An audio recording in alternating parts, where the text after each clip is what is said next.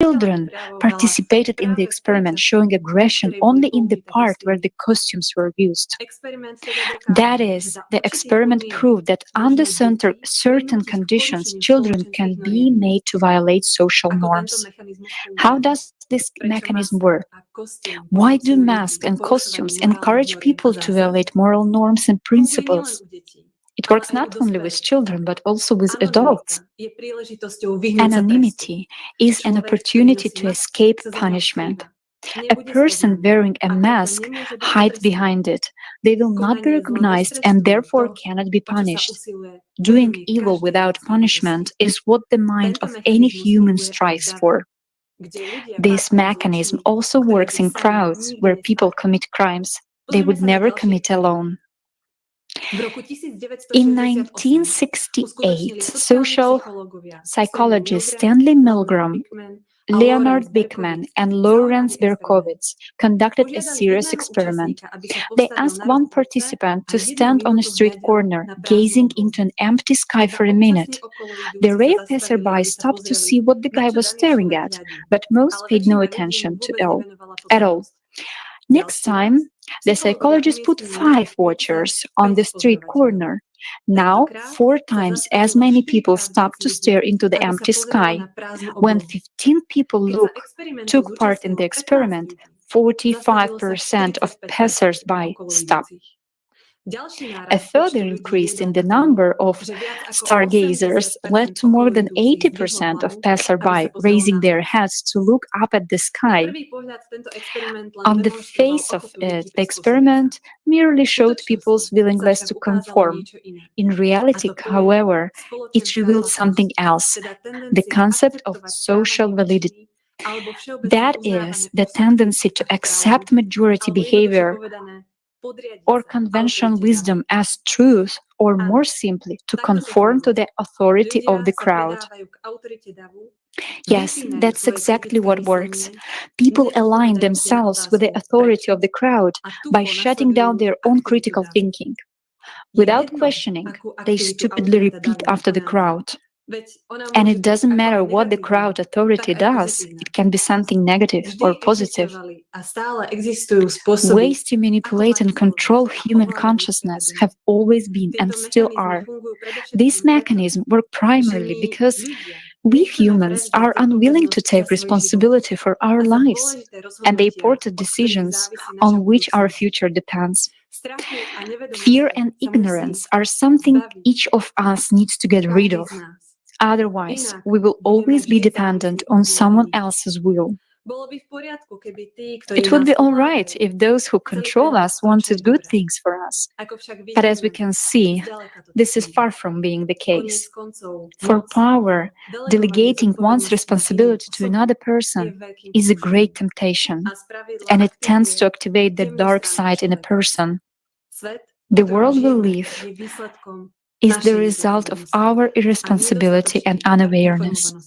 But there is always a choice, and it is not too late to change everything and start with the simplest one, changing yourself.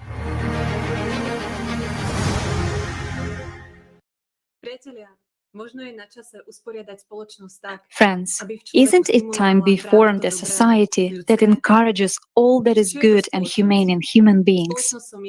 After all, what is society? Society is me. It is you. Society is us. And what it looks like is our collective business card. If there is something wrong in society, then it is my fault. The only question is, what can I do to make the situation change? The answer is simple. Take responsibility and be proactive. When I'm not shifting responsibility to someone else, I'm solely relying on myself and on what I can do. Then I do the best I can based on my abilities. Now imagine if all people took responsibility in their own hands and started to act, then our power would increase manifold. Everything depends on our choices, and each of us determines the destiny of our society. Thank you for your attention. I give the floor to the hosts. Thank you, Barbara. Conditions do play a key role in human development, and today We can all see that our society is destructive. It doesn't facilitate human well-being. Maybe it's time to do something about it. After all, as we've just heard, what is society? It is you and me. And the choices and actions of each of us determine what our society will look like. Even though we have been persuaded for the past 6,000 years that we cannot live without war, without domination and hierarchy, that is supposedly our nature.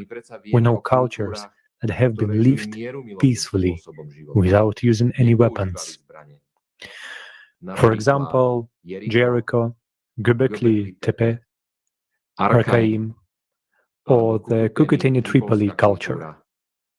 All over the world, we find petroglyphs that show the unification of people. Let's watch the video.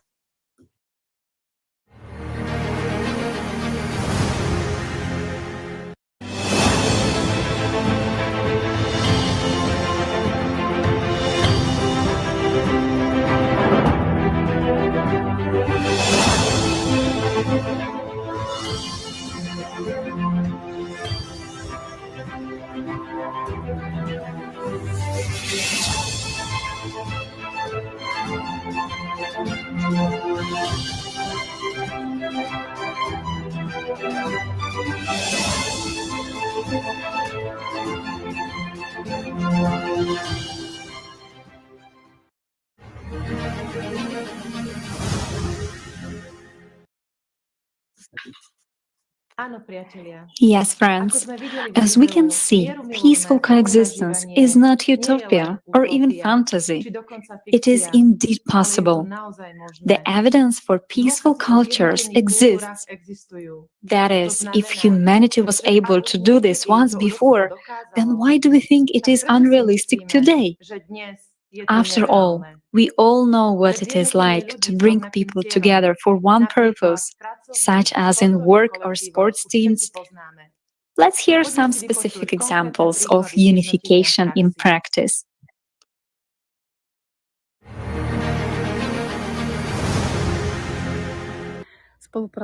Working together is absolutely essential in the school environment where I work. It is essential for everyone involved.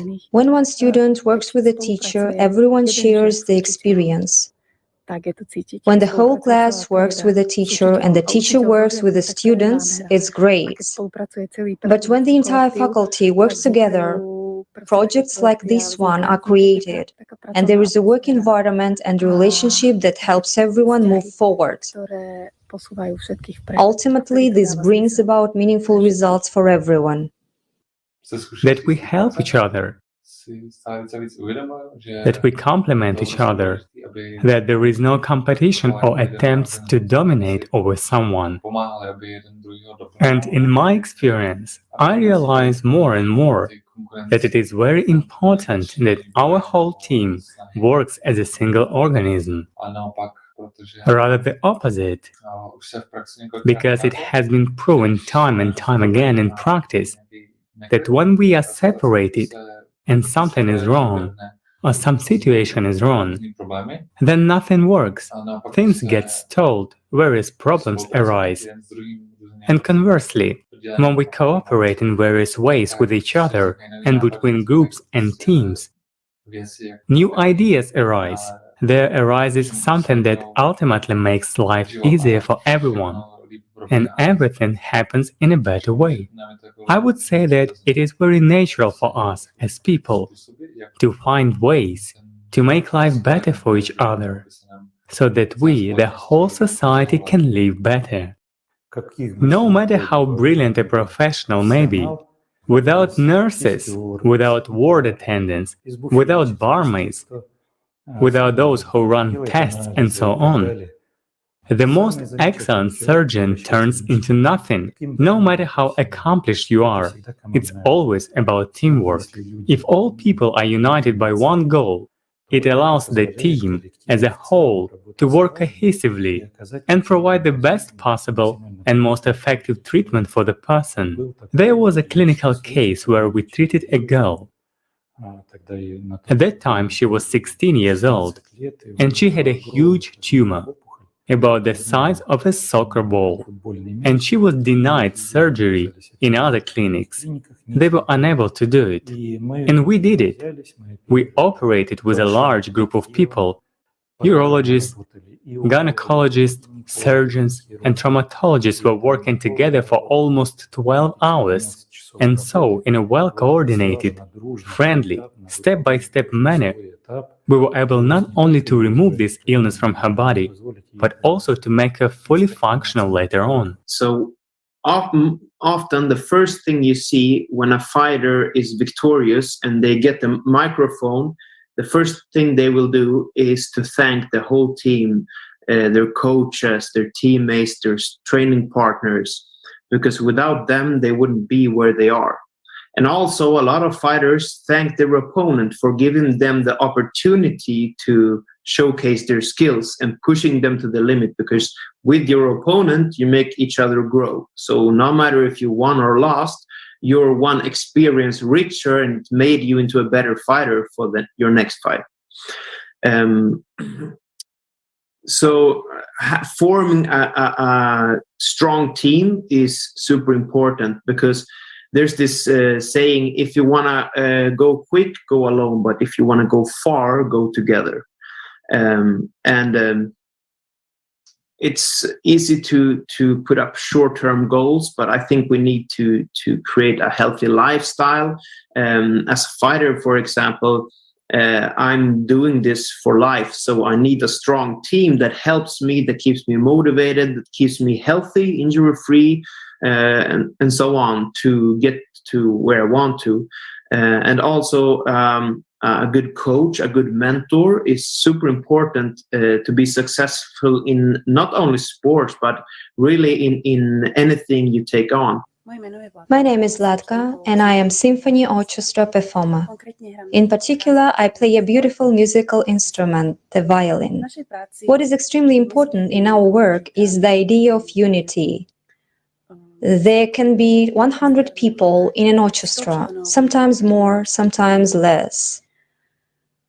The idea of unity is very important, because if we don't play in unison, then nothing good will happen. The concert will never go well, and we will never communicate the musical experience to the audience. It's very important to hear every performer in the orchestra, no matter what instrument they are playing, whether it's the winds, the strings, or the battery. Everyone is important, because without them, there would never be the flow of sound that we want to achieve. So I think this is a very good parallel to the idea that the whole world is talking about now, that we need to unite so that together we can create a beautiful result.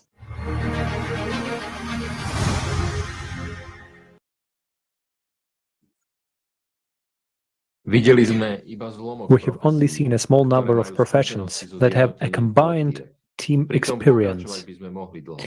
We can go on for much longer.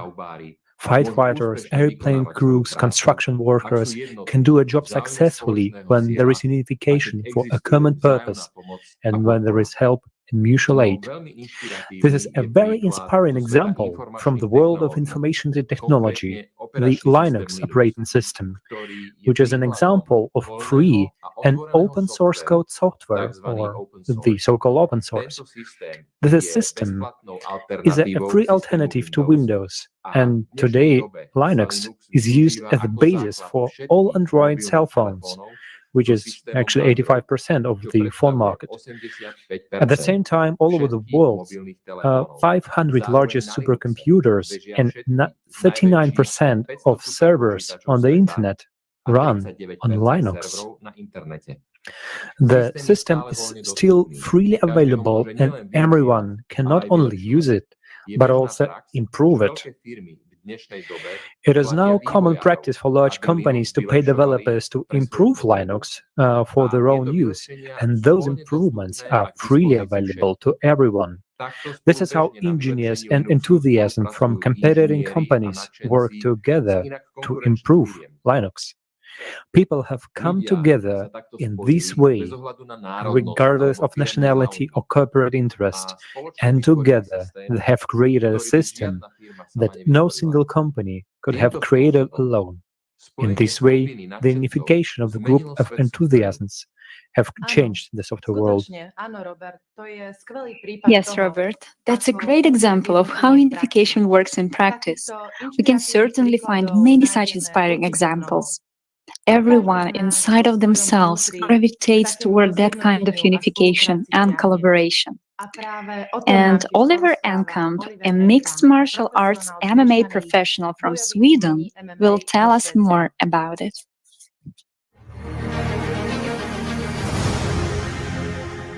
I think we have come to this point in evolution by unity, by uniting in communities where everyone can use their own strength to make a bigger impact, because you can't know everything yourself. So by forming communities and being united, we can all help each other with our different experiences, and we have different skills and wisdom, and when we share this, we can create something much bigger together.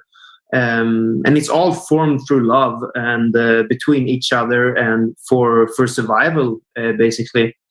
And I think the powers that be do the opposite. They try to separate people, whether it's lockdowns, mandates, or creating like a common enemy for people to unite against, whether it's a different political party, a different ethnicity or religion.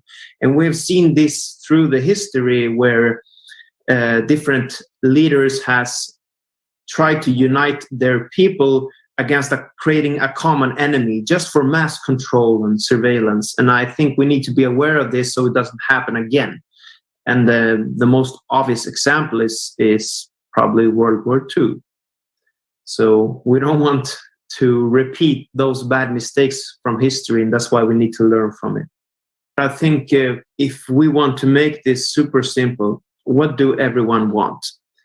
Everyone wants roof over their heads, some food in their mouth, and being surrounded by people they love. It's that simple, you know, the basic survival instincts. So can we take care of those first? Then we can focus on economics and you know, all the other problems. So valuing human life, number one, and eliminating all these gaps where some people own more than they can spend during a lifetime, and some people have nothing. If we all could agree on what we really need, which is very simple things for survival, really, then we can start to argue about where to put the money that's over and where to put that energy, because we're not there yet. There's still huge gaps in between countries and societies, and some people live in extreme poverty and some people have way too much money. So I think that would be number one, and I think everyone can agree on that, except for maybe those who has that amount of money, because of course they don't want to lose it. But I mean, it's a tricky question on how to do this practically, because I think money is power in today's society. So the ones with the most influence are probably the ones with the most money. But powers in numbers is also something that does not lie. And I think the few cannot control the many if the many do not comply. And in the past few years, especially, we have seen this with all these restrictions of our freedom in different countries. There has been freedom of movement in lockdowns, and countries that we thought were democracies, like Australia and Canada, for example, they had extreme protests for freedom going on when their freedom got taken away from them.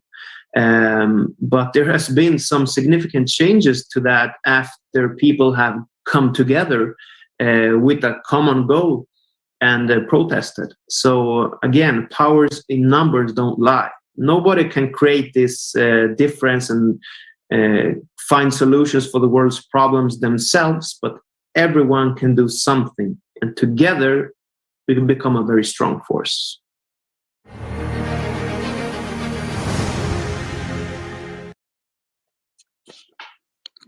Thank you so much, Oliver, for your very inspiring words. Now let's listen to the experience of an astronaut who was on an international space station.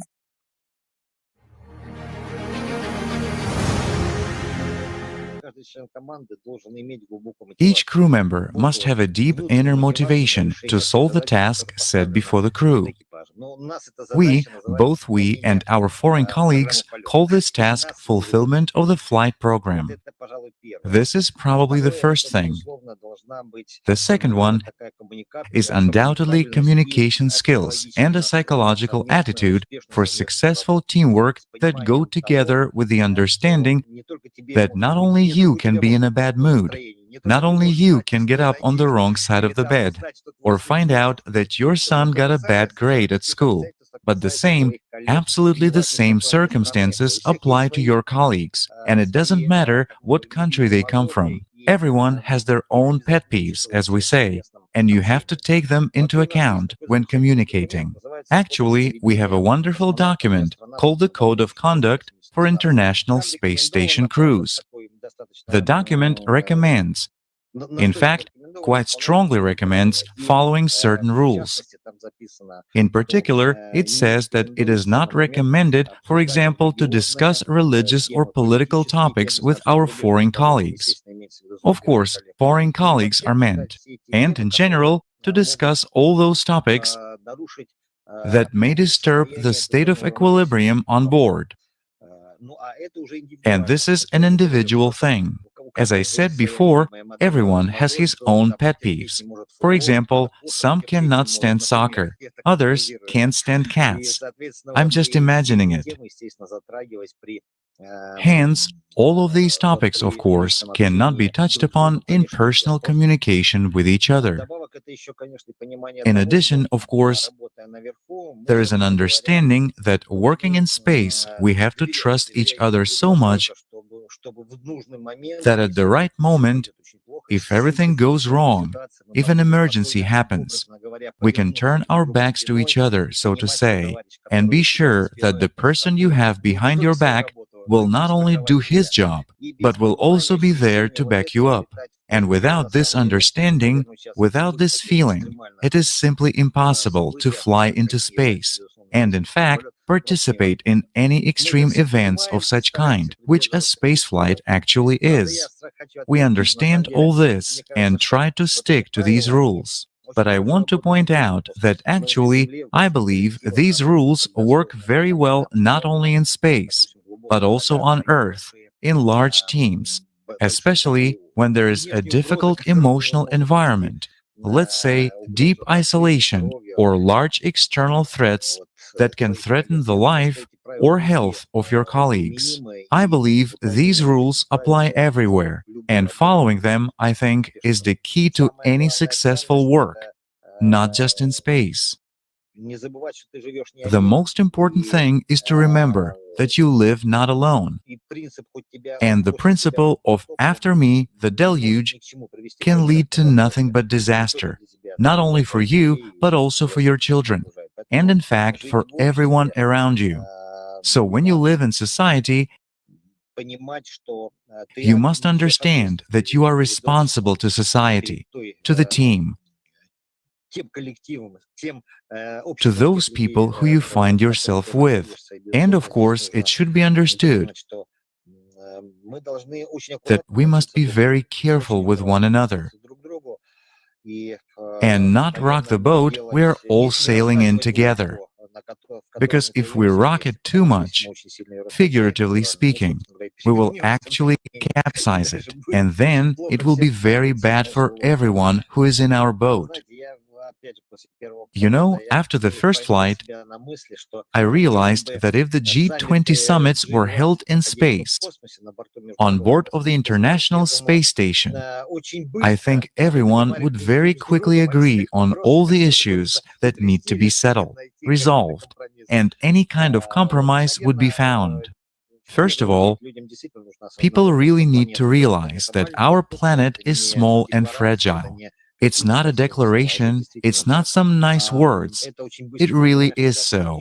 You realize this very quickly when you look at our planet from a height of at least 400 kilometers. This is where our International Space Station is. By and large, we're all in the same boat on Earth. It's very small. In fact, our planet is extremely small and fragile. And by the way, you can see very well from above how vulnerable it is to all kinds of natural disasters. There are some traces left on the surface of the planet, on dry land, at sea. And it's sad to understand, sad to see that someone wants to, shall we say, add their own complications to our planetary life. There is only one boat so far. We haven't yet gotten to other boats, where if something happens, we could wait out cataclysms taking place on our home planet. I think simply endless prospects would open up for human civilization in our understanding, at least for the time being, because the resources would be spent not on national security of each country,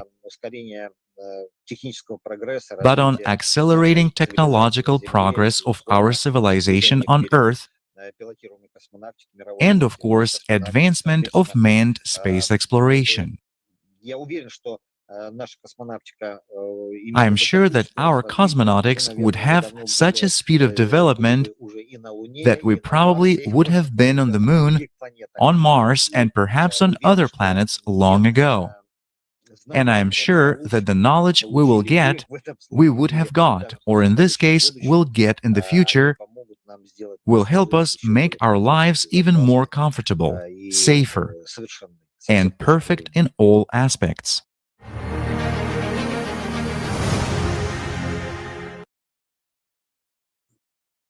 Thank you, Andrei Ivanovich, for your understanding and words based on your own experience. Indeed, our planet is like a fragile ship floating in space, and every change in it affects all of us. Our planet is a living organism. Everything is interconnected, and we need to understand that we humans are also interconnected. Yes, consumer society makes us selfish, caring only about our own well-being, at most about the well-being of our families. We somehow naturally accept that there is war, hunger, violence, and human suffering somewhere. We are used to saying, the main thing is that at home everything is fine. After all, wars, hunger, violence have always been and always will be. Friends, but let's stop. Is this really the case? All the people who survived the climatic cataclysms managed to find the humanity to help each other at a time when the state as such failed to do so. This gives us a great hope that humanity is not yet extinct. Let's watch the specific eyewitness accounts that were there.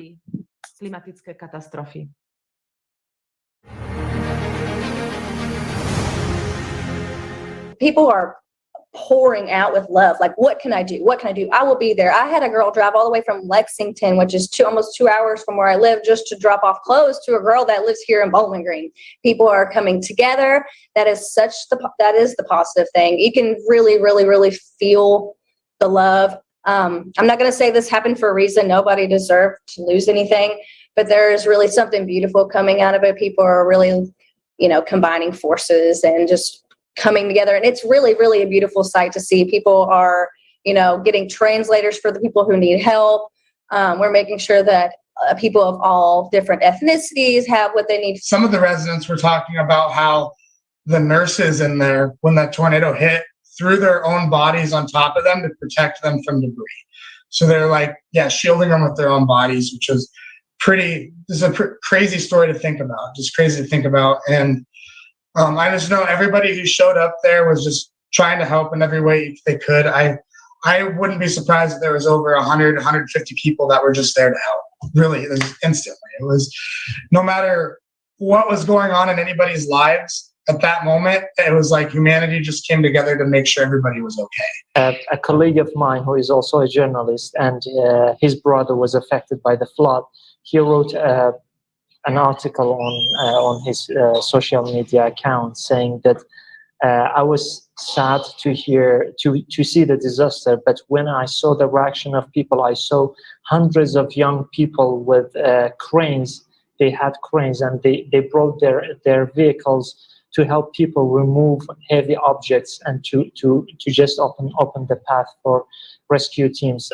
I saw hundreds of people who were bringing hot meals for the people who were affected. I saw many people who were bringing extra utilities that they have at home to provide this to the families. I went to a Punjab retail store in Surrey, British Columbia, and that gentleman graciously just told us to take what we wanted: 50 blankets, 50 sweaters, and hundreds of socks, and so on. I mean, the people were very kind. Of course, like when this disaster hits, people within the areas helped each other, especially in searching for the lives that had been lost in the floods. They were the ones who started excavating until when the government got to know and they brought some tractors to help remove the large volumes of sand and stones. But people have been so helpful to their fellow friends, because even at the moment, those whose houses were destroyed have not been they have not got other new houses, so they are staying in the relatives' houses. So I think they have been at the forefront in all of this. For me, it was really a surprise. I thought it would not be so much, but it really was amazing. You saw it in the first few days and couldn't believe it, that people are so good and how they got together. There were one batch of people, one community with each other, regardless of the government, no matter what. They just held hands and said, "Come on, you can, come on and come on. You need to pick up your clothes from the house, come on, I will take you, let's go." It was impressive. People stopped working, including me, because in the early days I helped a lot. It was very difficult for people. But it also has positive aspects. For example, those people who stayed, who helped each other and were like a support. Also, with the donations that I told you about, that people brought when they said stock. They decided to create a stock at some places that were set up as a stock. They made some very big places that are like warehouses, where people can go and say, "Look, I don't have food today. Look, I need clothes." And now they can go and look for them. It really was incredible. It was unique. As far as Colorado goes, it's incredible people from all around the world that I think are pitching in for us. I know that there is, I can't think of the exact name. I'm currently not in Colorado right now, but they have local restaurants all around the community that families can come in and either pick up food to go to take home to their families, or if they want a night, to dine in, that they can have that as well, for free. And that might sound like it's not really a lot, but I think for a lot of us, it's a lot to not have to worry about what we're going to do for dinner or lunch. Filipinos are very, when there's a calamity or any problems, Filipinos help each other. So the government officials, even citizens, everyone, like they help each other. They just give a helping hands, like giving the food, even a small amount of money, food, or sharing the anything, whatever they have, they could offer. It's just like we call it bayanihan, like helping one another, and that's how Filipinos survive.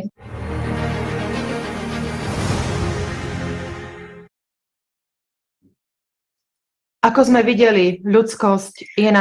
we have seen, humaneness is natural for all of us. The time has come to realize that we are human beings, not animals. These cataclysms were local, but there are global cataclysms coming quickly. And to prepare for them, we must act now and unite. The sooner we unite, the better our chances of survival. Odpovedzte si úprimne. Answer yourself honestly. Are you ready to leave your home and seek a new home? Or are you ready to accept people who have had to leave their homes? When we realize that the highest value is human life, the question, do I have to help someone? Will someone help me? Will no longer be a question. In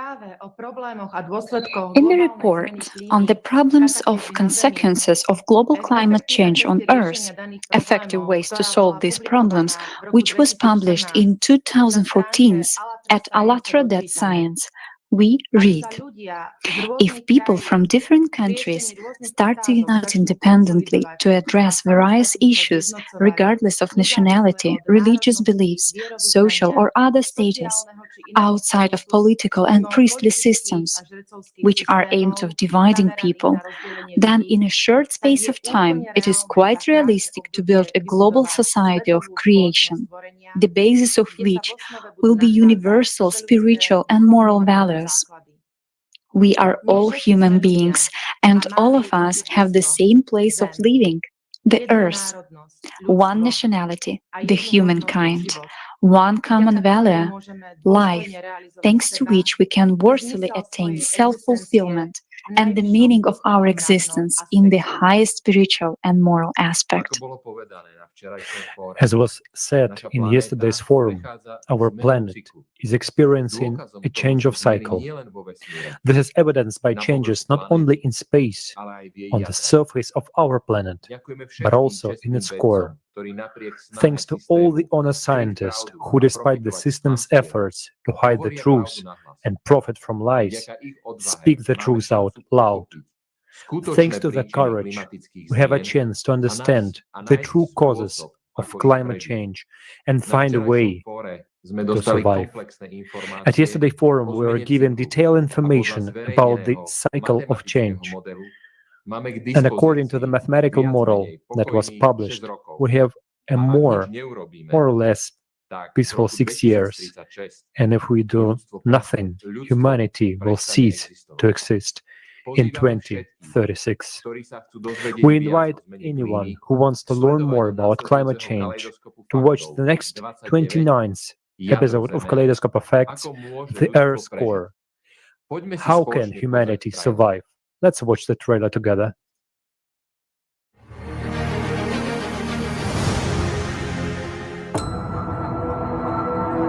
The core, the heart of our planet. Its movement creates the conditions for life on Earth. But every 12,000 years, the planet's core fails. It's hard to imagine that such a massive dynamo as the core could fail. But now, the world's scientists are watching with horror what's happening in the bowels of the Earth. The red, hot magma, awakened by the vibrations of the core, is bursting to the surface. The real nuclear threat. What is it actually? What affects our core every 12,000 years? What do changes in the magnetic field cause? What happened to the atmosphere of Mars? And will it happen to the Earth? Will the moon fall to Earth? Can the destruction of the planet's core be stopped? Will we be the last people living on Earth? It's time to bring the truth back to people. On December 13, 2022, watch this and much more in the Kaleidoscope of Facts. Earth's core, how can humanity survive? Initiated by participants of Allatra International Public Movement from Israel and Australia.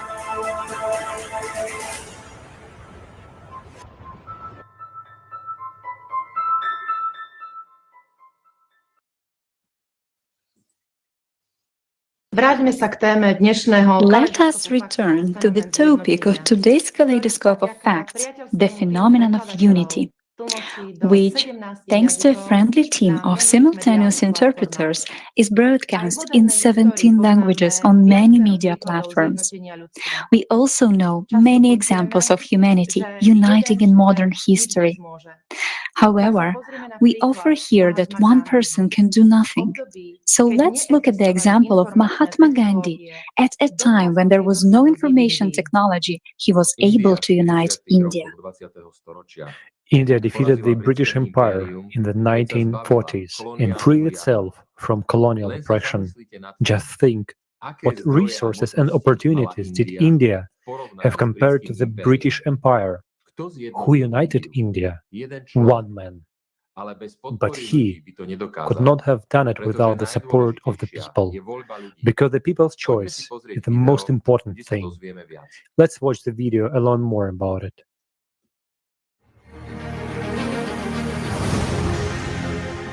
On August 15, 1947, British India was granted independence. The main leader of the Indian independence movement was Mahatma Gandhi. His principle is non-violence. The philosophy of non-violent struggle, Satyagraha, showed its incredible effectiveness. After all, the economic and military power of the British Empire greatly exceeded the capabilities of India. So how did the Hindus manage to defend their rights to independence? First of all, Gandhi turned to ordinary people who bore all the hardships of life. He offered them to defend their rights within the framework of the law in an exclusively peaceful way. His ideas turned out to be realized as ordinary people in their greater mass supported him. Gandhi called for a campaign of civil disobedience, refusal to cooperate with the British authorities, from buying British goods, paying taxes to the treasury. He constantly focused people's attention on the fact that the British came to India as merchants on the ships of the East India Company to earn money, and he was sure that the British would leave as soon as it became unprofitable for them to stay in India. Mahatma tried to give a wide public response to each of his actions. Gandhi dreamed of a country of equal happy people, living without frills, where handicraft production would be the main thing. The symbol of his economic program became a hand-spinning wheel on which Mahatma himself worked daily. He believed that such a spinning wheel would allow each family to earn money for rice and cakes and save India from unemployment. Gandhi taught that the lack of technological progress is not proof of the inferiority of a nation at all. It's not that we didn't know how to invent machines, but our ancestors knew that if we went down this path, we would turn into slaves and lose morale. After due consideration, they decided that we should only do what we can do with our hands and feet, and don't depend on anyone. They saw that the swords of kings lose to the sword of morality, and therefore they placed earthly kings below sages and ascetics. As a result of these peaceful protests and the boycott of the purchase of British goods, the English crown lost the profits for which it had colonized India. Having lost their profit, the colonists decided to leave India. This showed their exclusive consumerist attitude to the country. Rushing to get rid of these territories, the British leadership decided to divide British India into two countries. During the drawing of the border, many important factors were not noticed. First of all, the wish of the Indian National Congress and the Muslim League was not taken into account, and although it was almost impossible to please both, the mistakes during the demarcation were too gross. The question arises, why the British diplomats who had such colossal experience in negotiating and knowledge of the peculiarities of the local mentality did not take into account these nuances?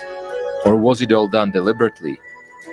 Thus, the territories inhabited by Hindus and Buddhists went to Pakistan, whereas India received Muslim regions under its subjugation. In addition, the numerous Sikhs, who found themselves on the both sides of the barricades, demanded the creation of their own independent state. After the approval of the borders in the newly created countries, large migrations began. People relentlessly migrated from one state to another, and it seemed that in this way the conflict would dry up. However, in Kashmir, the situation only worsened. The vast majority of the population here were Muslims. At the same time, the Maharaja was a Hindu. The independence of British India turned into the disintegration of the country into India and Pakistan on religious grounds, and the Indo-Muslim massacre. Millions of people rushed in different directions, fearing to be in a foreign state.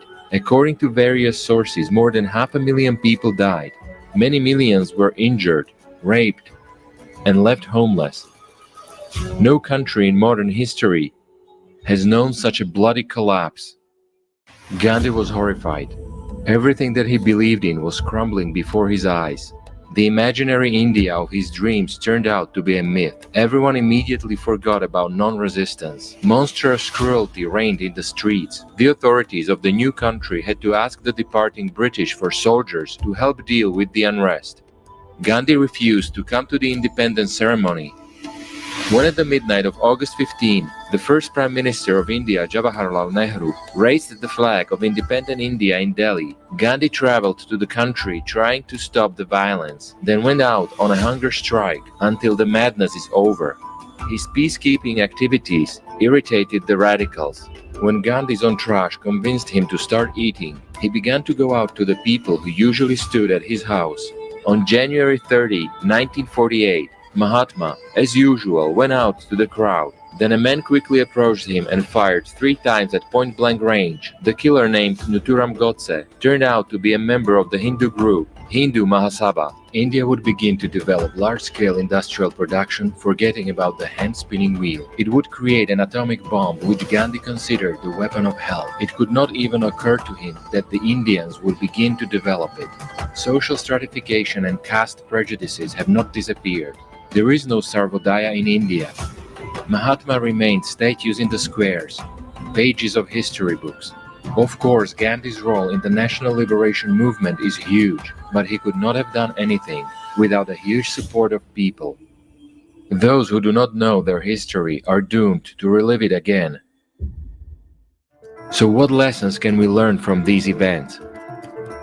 Victory over the consumerist format of society is possible only when the majority of people want to live in the creative society. This cannot be done in one single country because all countries are interconnected, politically and economically.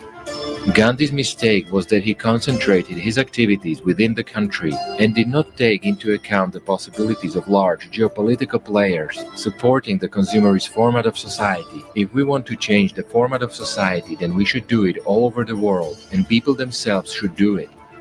This should happen in stages and exclusively peacefully. It is also important to understand that the building of the creative society does not imply the abandonment of technologies and observance of asceticism. Vice versa. The creative society is a society of modern advanced technologies, abundance for each and everyone. A society of equal rights and opportunities, where the main value is human life. We can make this choice. After all, the right to choose is a sacred right given to every person. It must be remembered that all challenges in society begin primarily with the person themselves and their choice. And everyone makes it, because turning away from the problem and not making a choice is also a choice. Solving the issue for one country is good, but now all of humanity has one enemy, the consumerist format of society. According to all religious traditions, now all of us, people, are at the crossroads, at a time of global choice for a human and all humankind, and both their life and the life of all humankind depend on the choice of each. What should be done? Decide for yourself what kind of world you want to live in. The time for the unification of humankind has come.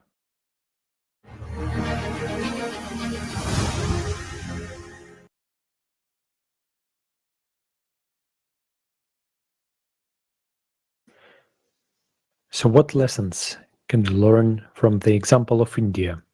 Gandhi tried to do a great thing, but as it turned out, positive changes cannot be achieved individually in just one country, because all countries are politically and economically interconnected. Gandhi's mistake was to focus only within his own country and not to consider the possibilities of major geopolitical players supporting a consumerist format of society.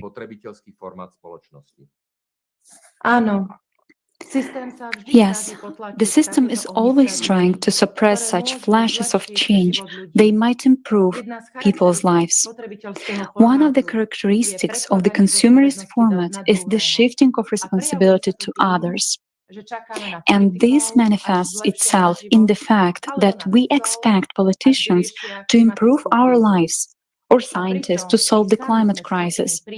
And yet we ourselves are capable of finding an effective solution to any problem or crisis we face. This is confirmed by studies examining the wisdom of crowds effect, in which a group of like-minded people achieves faster and more accurate results than a narrow group of specialized experts. And the more diverse and larger the group, the better results it can achieve. Jan will tell us about this. Jan, I give you the floor. Thank you, Katarina. To date, there have been enough studies and experiments confirming the collective decision is more correct and closer to the exact value. Everyone knows the Galton experiment, in which visitors to a fair were asked to estimate the weight of a bull. It turned out that the most accurate estimate was the average formed on the basis of the opinions of all the respondents. Another example of a collective decision. In 1968, the submarine Scorpion disappeared from radar screens. The task to find it was almost hopeless because the radius of the search was 32 kilometers. But a naval officer named John Craven had an idea. First, he created a series of scenarios, version of what might have happened to the Scorpion. Then he assembled a group of people with a wide range of backgrounds, including mathematicians, submarine specialists, and salvagers, and asked each to estimate the probability of each of his scenarios. In the end, the boat was found 200 meters from the point indicated by Craven's group. In both examples, the participants' opinions were independent of each other. Independence is important to sound decision-making for two reasons. First, it sifts out the errors that inevitably occur in individual decision-making. Second, independent participants will be based on truly diverse information rather than the same, but differently worded information. Scott Page, a political scientist at the University of Michigan, conducted an experiment demonstrating the benefits of heterogeneity. Page formed several groups of 10 to 20 decision-making agents. Each agent had an individual set of skills. The groups were asked to solve a relatively confusing problem. Differences in the success rate of the decisions may proven to be significant. Investigating their cases, Page found that a group of a few competent agents and a few novices always performed better than a group of the most competent agents. Page proved that the heterogeneity in the composition of a group increases its effectiveness to solving any problem. According to a theorist of organizational behavior, James Gardner Marsh, the reason is that groups consisting of people too much alike find it difficult to assimilate new, unconventional information, and therefore a kind of stagnation occurs. Members of a homogeneous group succeed in activities that are familiar to all of them, but lose out in the collectively ability to explore alternatives. A group of participants who are not similar to each other will make better and more viable predictions, make wiser decisions.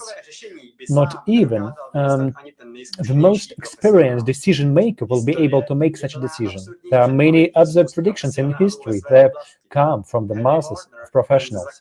For example, Harry Warner, one of the founders of Warner Brothers, announced in 1927, in the era of silent movies, what fool would want to listen to what an actor says? Thomas Watson of IBM in 1943 prophesied, "I believe the world market needs about 5 computers." Such missteps can be called amusing misunderstandings and justified by the fact that stupidity is forgivable to anyone. But what cannot be written off is the murderous inefficiency of most experts in decision-making. James Shanto, one of the leading researchers in the US on the nature of professional expertise, noted that in many cases experts generate poor decisions.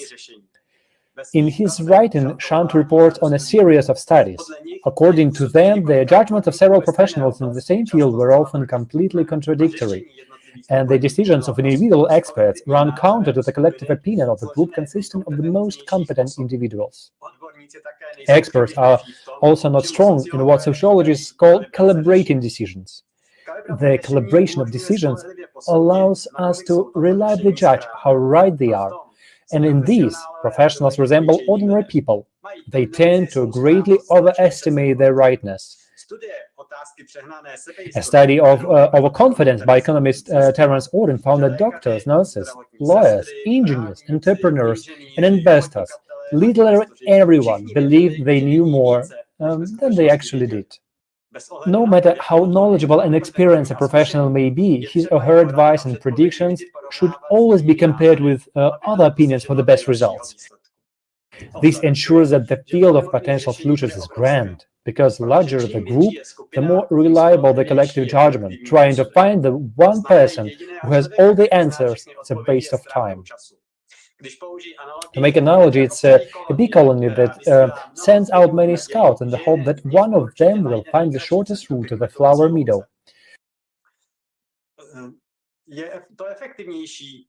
It's more efficient than trying to guess at a random the best route to the flower field, or even choosing the best scout and sending him out to find it.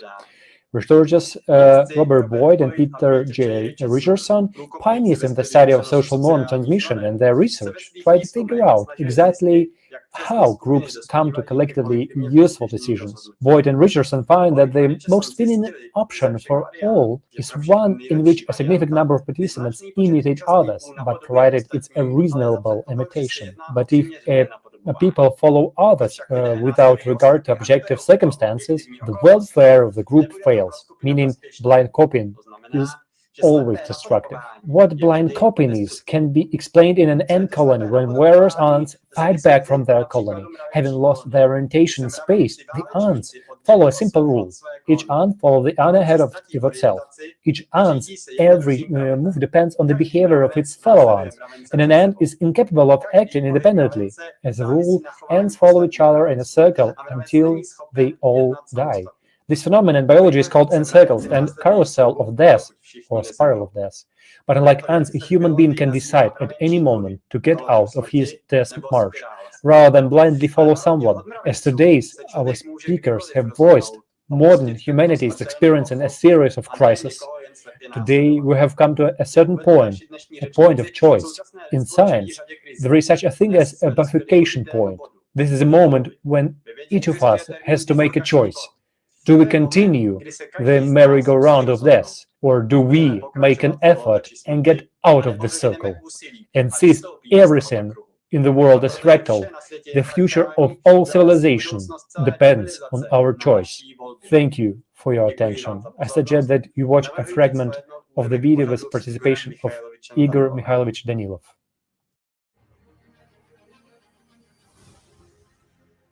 Everything is fractal in nature. Because if we recall system science, they say that when any organisms or ecosystems or communities of organisms reach some critical point of instability, something happens to them. At the peak of their development, naturally, yes, such a a moment. point of instability is formed. Yes. Yes, and it is the moment of truth when a decision is made. Either a species transforms or it will be destroyed. So looking... The bifurcation point, yes. Yes. Humanity has really approached this point, and we all feel this already. We observe it, and there is no time for jokes anymore. We see that indeed, people in the world are as of going crazy. Plus the climate and everything else in the world, the pandemic, all of these things are one on top of the other, and it is really manifesting itself now. Critical instability in society, yes. Absolutely. Therefore, one could say... And something has to be done. And guys, why do bad things if we can do good things?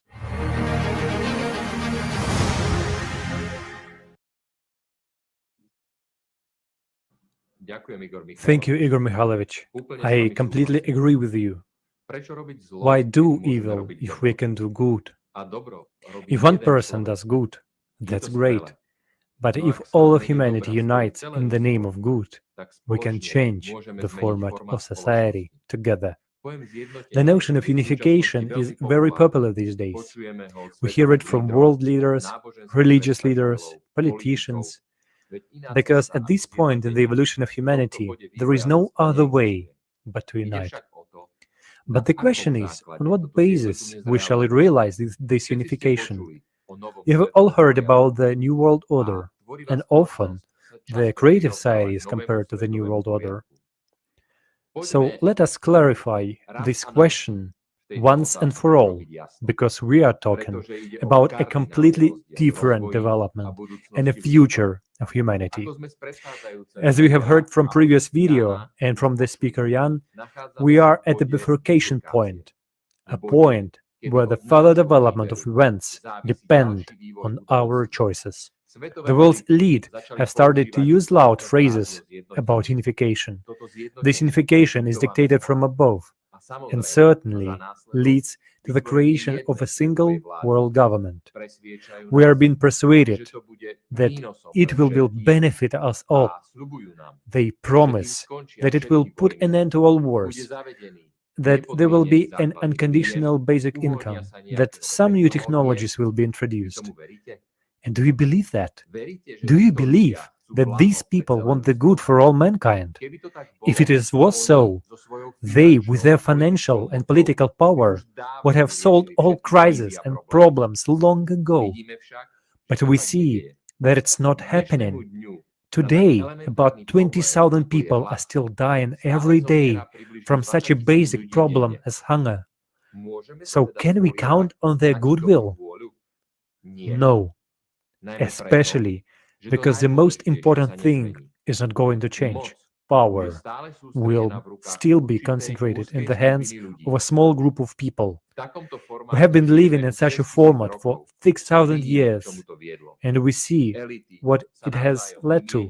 The elite replaces one another, but nothing changes for the common people. The only thing that has been proposed now is to reduce our population even further. You may have noticed that recently in the media there has been an increasing number of opinions of various experts that in the name of sustainable development, in the name of saving the planet and ecosystems, it is necessary to reduce the population of the Earth, or that all the problems of humanity would be solved if the population of the planet were at the level it was 500 years ago. By the way, 500 years ago, there were 500 million people living on Earth. Such an idea has been heard more and more often from academics, politicians, or philanthropists. Ted Turner, founder of the news agency CNN, believes that a 95% decline from present level of a total world population would be ideal. The Duke of Edinburgh, Prince Philip, also supported the idea. In an interview, he said, quote, "In the event that I'm reincarnated, I would like to return as a deadly virus to contribute something to solving overpopulation." End quote. The New World Order declares that a reduction in population to 500 million is inevitable. Do we even understand what this means in practice? It means that of the entire population of planet Earth, they plan to keep only as many people alive as half of the current population of India. Where is the guarantee that you and your family will turn out to be the chosen ones? And would you really be the chosen ones? Do you have any idea what kind of life awaits you in this case? Let's figure out what the decline of the population really means. The smaller the number of people, the easier it is to control them. For the elites, the instrument of control is the dark forces. Few people realize that politics and magic always go hand in hand. And in today's world, it is unrealistic to manipulate as many people as 8 billion. Although the dark forces do use child sacrifices to replenish their powers, even that is no longer enough for them. For a deeper understanding of the subject, we recommend watching the 27th episode of Kaleidoscope of Facts, How Not to Go to Hell. What we really don't realize is that the more numerous we are, the better it is for us. Did you know that there is a direct correlation between population growth and new technological breakthroughs? Let's watch a video.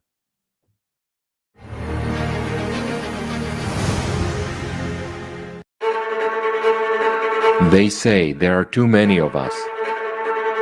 They make epidemics, wars, famine to reduce the population of the earth. Why is the growth of the human population not profitable for the elite? What happens every time when the global population significantly increases? What benefit do we get when there are many of us? Let's look at how the increase of the Earth's population is related to the emergence of new technologies. With every new billion, there is a technological breakthrough, and a great amount of scientific discoveries emerge. There is a certain regularity. The closer we get to our time, the more we deepen our knowledge for both the micro and macrocosm. 1,000 years ago, there were 275 million of us. The field of observation of people was limited by their senses. At the end of the 16th century, when the Earth's population grew to 500 million, the microscope was invented, then the telescope was invented, and our field of observation and knowledge began to expand. From the middle of the 18th century, the population began to grow rapidly. The first industrial revolution took place. There was a mass transition from manual labor to machine one, a transition from agrarian economy to industrial production. The steam engine and steam locomotive were invented. Railroads, bridges, canals, and waterworks were built. The first balloon flight was done. At the end of the 19th century, there were 1.5 billion of us, which is when the second industrial revolution took place. New industries emerged. Electricity industry, chemical, oil and petrochemical industries, automobile production, the phonograph and microphone, incandescent lamp, telephone, telegraph, radio, and internal combustion engine were invented, and the first airplane flight took place. In 1891, Nikola Tesla began practical work on obtaining free energy from ether and designed a resonant transformer, Tesla transformer. 1900 is the year when quantum physics was born, and science began to be intensely held back. Why? First, the further development of etheric technologies would inevitably lead to the fact that free energy would become publicly available. Second, recognizing the presence of ether led to understanding of the more complex structure of the world, the multidimensionality of the universe, and its artificial origin. This, in turn, would be a scientific proof of the existence of the spiritual world. Such perspectives for development went against the plans of the elite. What then to make money on, and how to keep people under control? That's why the topic of ether was banned. The paid scientists appeared, who deliberately did not allow the progress of discoveries to happen, and science lost the opportunity for its further qualitative development. 1927. There are 2 billion of us. In the 30s, nuclear medicine, the radio telescope, the electron microscope, television, the air jet engine appeared. In the 40s, the nuclear bomb, the first computer, the microwave, the transistor, fiber optics, the hard drive appeared. In 1957, the first artificial Earth satellite was launched. 1960. There are 3 billion of us. In 1961, a human flew into space for the first time. Communication satellites, the optical disc, the orbiting telescope, the touchscreen, and the cell phone were invented at this stage. The laws of physics continue to work despite all efforts of the world elite to slow down the development of science. But they didn't rush to give many developments to people. Just imagine, the microprocessor was invented back in 1971, the touchscreen in 1972, the first cell phone in 1979, 1974. There are 4 billion of us. After that, GPS navigation, the personal computer, the laserdisc player, the laptop, the artificial heart, the flash drive, and the internet appeared. Information and communication technologies were actively being developed to manipulate people. Technologies aimed at increasing consumption were also being developed intensively. Over the past 50 years, the number of Earth's population has doubled. To date, there are 8 billion, 25 million of us. We have nanotechnology, 3D printed organs, the air display, and self-healing coatings. Robotic surgeons are performing successful surgeries. On October 11, 2022, artificial intelligence made a speech in the House of Lords in the UK. At the same time, all of humanity is experiencing a number of serious crises: economic, political, social, ecological, and climatic. The ideologies of transhumanism offer their own way to solve these problems, as they believe the only one. A radical reduction of the world population to 500 million. This is being done not to solve the crisis. They can be solved effectively right now. In this case, it will be simpler for the elites to control us. But do we want that? Have we been asked? Are you ready to fall under this reduction for fact that someone will get unlimited power? To date, a threat of total destruction by climate catastrophes are looming over us. In the entire history of the Earth, we have never been so close to the closure of the humanity project. Today, we need a different format of society and the unification of the entire scientific potential of humanity. Thanks to modern communication technologies, we can easily communicate with each other, exchange experience and ideas. And we must use this opportunity. A platform for unification of the entire scientific potential already exists, but it can be fully realized only in the creative society. After all, in the current consumerist format, the best of minds stay in secret laboratories and work for the military industry. They invent means to kill us faster and more effectively. Instead of thinking about how to preserve and multiply lives, there is less and less time before the X hour. But we still have a great chance to unite and build the creative society. If we do this, great perspectives and new horizons of knowledge will open before us. Not only will we be able to turn our Earth into a blooming garden, but we will also be able to begin exploring other planets. In that case, even 50 billion people will not be enough.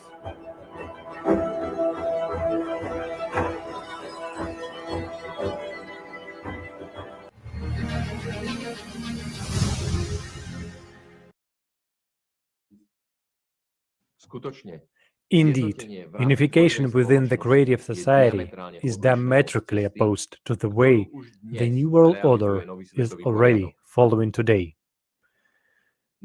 As in the creative society, human life is the most important thing, and therefore there can be no question of any reduction in the number of people.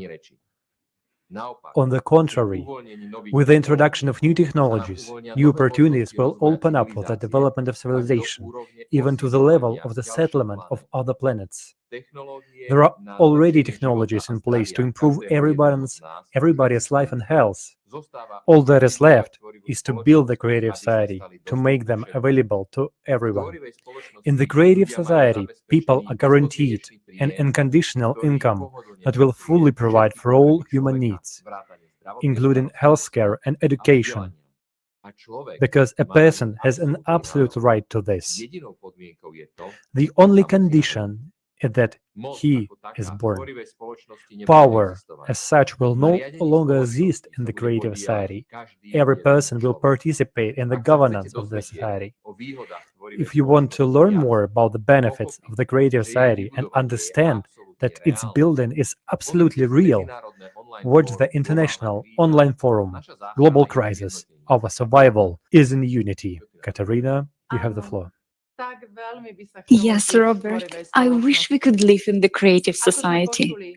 As we have heard before, the condition for creative society is for people to unite in one purpose. For such positive change to take place, it must be a global unification throughout the world. We know that the power of our attention shapes reality. The consumer format system is powerful precisely because we constantly feed it with our attention. This is how a powerful egregore is created. Monica will tell us more about the egregore and how it works. Monica, you have the floor.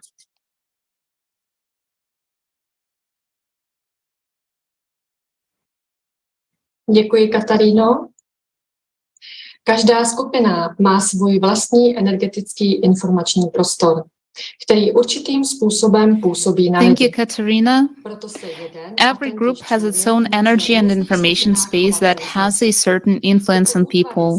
That is why, and the same person may behave differently while being in different groups. These formations are called egregores. An egregore is an energy informational object in the eternal world connected with certain ideas, desires, and aspirations of people. To understand how it is formed, let us consider what human consciousness is. Consciousness is a field structure that is outside of human body and has a wave nature. Uniting on one goal, attuned to one frequency, consciousnesses of individuals enter into resonance. A single mechanism is formed. It's a collective mind or egregore. The intellectual capacity of the collective mind is many times greater than the sum of the individual minds of the collective members. The same can be seen in the animal kingdom of ants, bees, fish, and other animals. One individual is helpless on its own, but when they are all together, they can solve the most complex problems. And so it is in human society. We learned from the previous speaker that a collective is more effective at solving problems than one individual. But in such a collective, certain conditions must be observed. Diversity of all participants, their independence, self-sufficiency, and individuality, lack of authority, equality of participants, absence of criticism, mutual respect and trust. An egregore needs to not only information, but also energy to exist. Vladimir Dmitrievich Popov, philosopher, social psychologist, doctor of philosophy, professor, wrote in his publication, Spiritual Information, Nature, and Force of the Egregore, that an egregore is a certain body of information connected with some phenomenon. But when you start observing this manifestation, you may note that it is formed not only due to embedded information, but also with a help of energy. This energy, due to which the egregore exists, is the human attention, the most valuable currency in the universe. In the video with participation of Igor Mikhailovich Danilov, Truth and Tears, it was said that we have the power of attention, the power which forms the information. Information, in turn, forms what we call energy, and energy forms matter. The more people pay attention to a certain egregore, the faster it forms, and the longer time people give their resource attention, the more stable the egregore is. And when a critical mass is reached, the egregore, once it has gained enough strength, and power begins to give the energy and information and draw in new people. But it always receives more energy than it gives out. These are many egregores. There are many egregores, but they can be divided into two main groups by ideas. These ideas are either destructive or creative in nature. Let us remind that a human has a dual nature, the spiritual component and the animal component, and the right to choose which of them to develop. And only a person decides whom to serve, the force of good or the forces of evil. This choice determines the egregore that is formed, a creative egregore that serves all humanity, or destructive, consumerist, which uses a person in its own interests. Unfortunately, to date, an egregore of consumerist format of society has gained strength. In this format, we're always lacking something: a place in public transport, a better partner, or territory. This leads to conflicts and constant wars. The deep wisdom is that no one side wins a war, but there are always those who are behind the formation of these destructive processes, gaining financial and mental energetic benefits. Over the last 6,000 years of conflicts and wars, people have led off the egregore to the consumerist format of society with their energy so much that it is now dominant and leads humanity to self-destruction. But the people themselves can form another egregore, a creative egregore, where all the acute problems will be solved in the shortest time possible. Not a single event in the world happens by chance. Behind every action, there is one of the forces, good or evil. The real laws of this world are immutable, especially when it comes to people's right to choose. The forces of evil and good can only offer people certain ideas. What idea will be chosen by people themselves, that will be implemented. The importance of people's choice is concealed from them, but one should understand that everything starts with a human and his choice. Unfortunately, in today's world, a great number of people serve evil consciously and even more unconsciously, blindly supporting the consumerist format of society. And the rest, most of the population of the planet, is passive and easily influenced from outside. One must understand that through our inaction and irresponsibility, we strengthen the egregore of consumerist format of society. But the fate of all humanity depends on the choice of the majority of the population.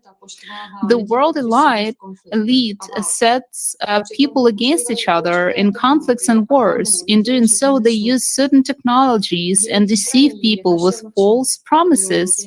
Their weapons are our silence and the ideology of Satan's minions.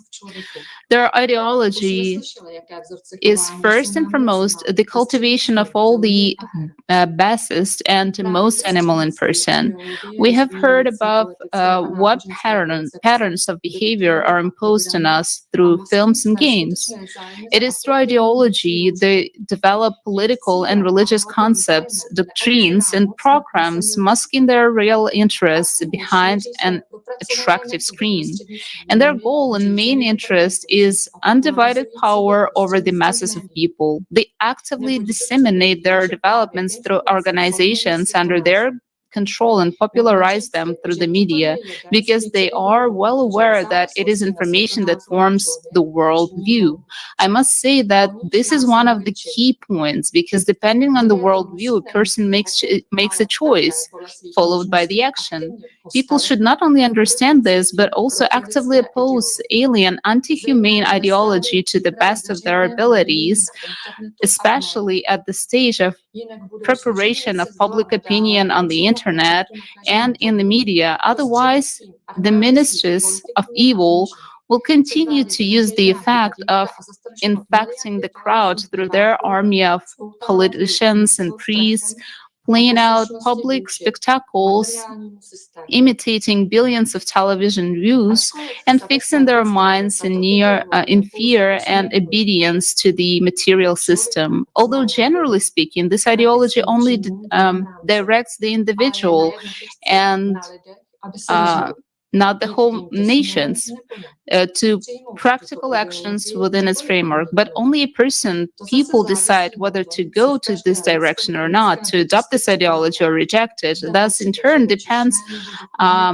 depends on what dominates in every human being. The needs of the animal beginning, the animal force, or the needs of the spiritual beginning. And again, right now, let's watch a fragment of the video with participation of Igor Mikhailovich Danilov. Everyone has so much knowledge about the whole. So when we combine all these efforts, we are the most productive and accurate. You know, every one of us has consciousness. Everyone's consciousness is a part of the whole.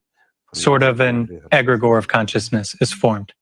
No matter what we call it, it is strong, it is smart, it can forecast something, and so on. But each of us also has a personality. If we compare, let's call it simply, the egregore of consciousness and the egregore of personality, meaning what personality originates from.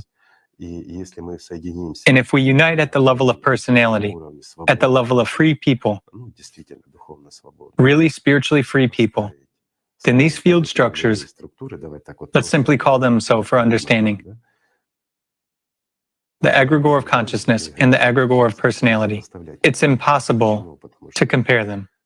Why? Because the egregore of personality will be infinite and eternal. As for the egregore of consciousness, we won't even find it in this infinity. It is nearly nothing.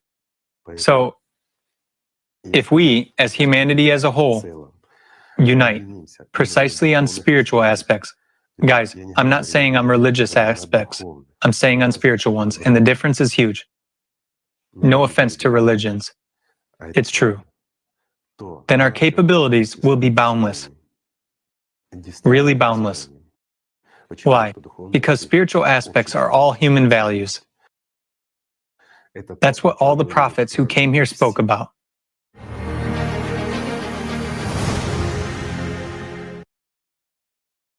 History knows many examples when different people at different times made their inner choice, which afterwards changed the destiny of whole nations, changed it for the better. As we have heard today, we are at the bifurcation point, a point of instability of the system. We need to decide where we are going. Into the abyss of self-destruction, maintaining the existing consumerist format of society, or building the society of love, life, and prosperity, the society of creation, creative society. We have about 2 years left for self-determination before December 2024, and then a self-sustaining reaction will start, which will be unstoppable. Thank you for your attention, and I give the floor back to the hosts.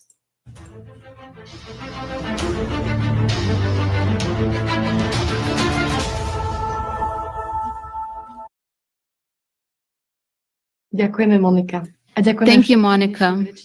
And thank you to all the speakers and who were presenting the first part of the conference. Indeed, people who have made choices and united can change the world for the better.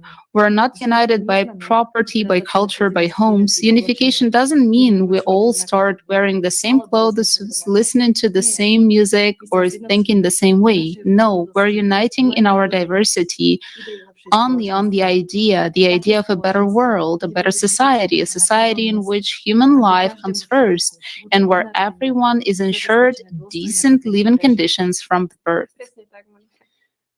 That's right, Monica. And what is the most important thing about unification? Human choice. It is said that every person is the master of his own happiness. There is a profound truth in those words. Many people think that other people are in charge of their happiness and put their destiny in the hands of others. Let them tell us and show us how to live. Let them solve the problems for us. And then one wonders why life does not bring the satisfaction and happiness that one craves somewhere inside. The system has a plan for every person's life, but whether this pre-planned and dictated scenario come true depends only on the person's own choice. Let's watch the video to understand why the system's plans don't always come true.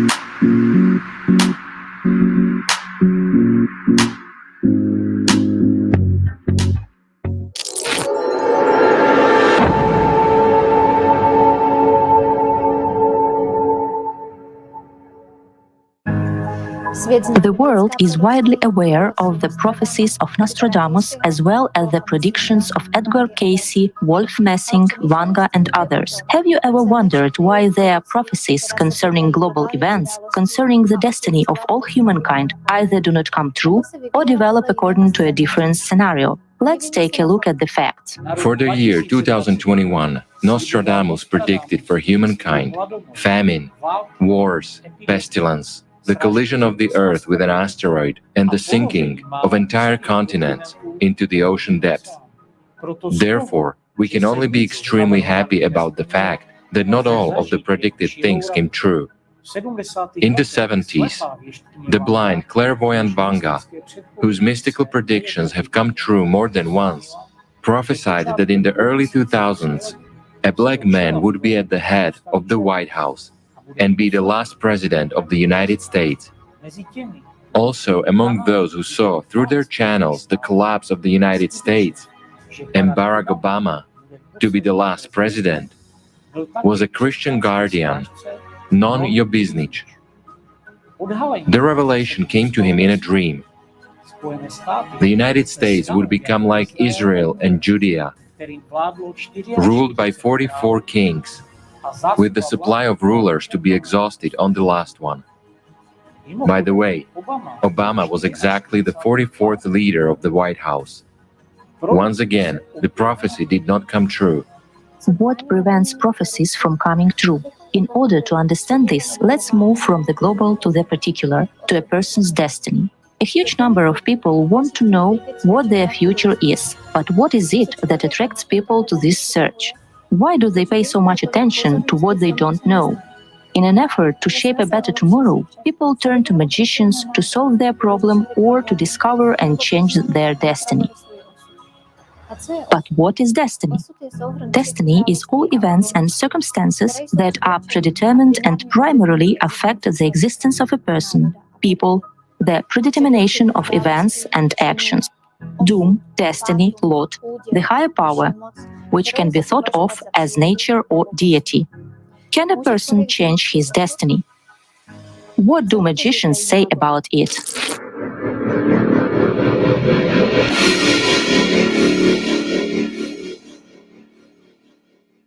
Destiny cannot be changed. Destiny can only be changed by a person himself. Only a person himself can change his destiny. A person himself can change his attitude toward something. In other words, everything is in our heads. We, as conductors and carriers of energy and the ability to see what's next, we have no right to influence a person's destiny. We only have the right to suggest a direction where to go.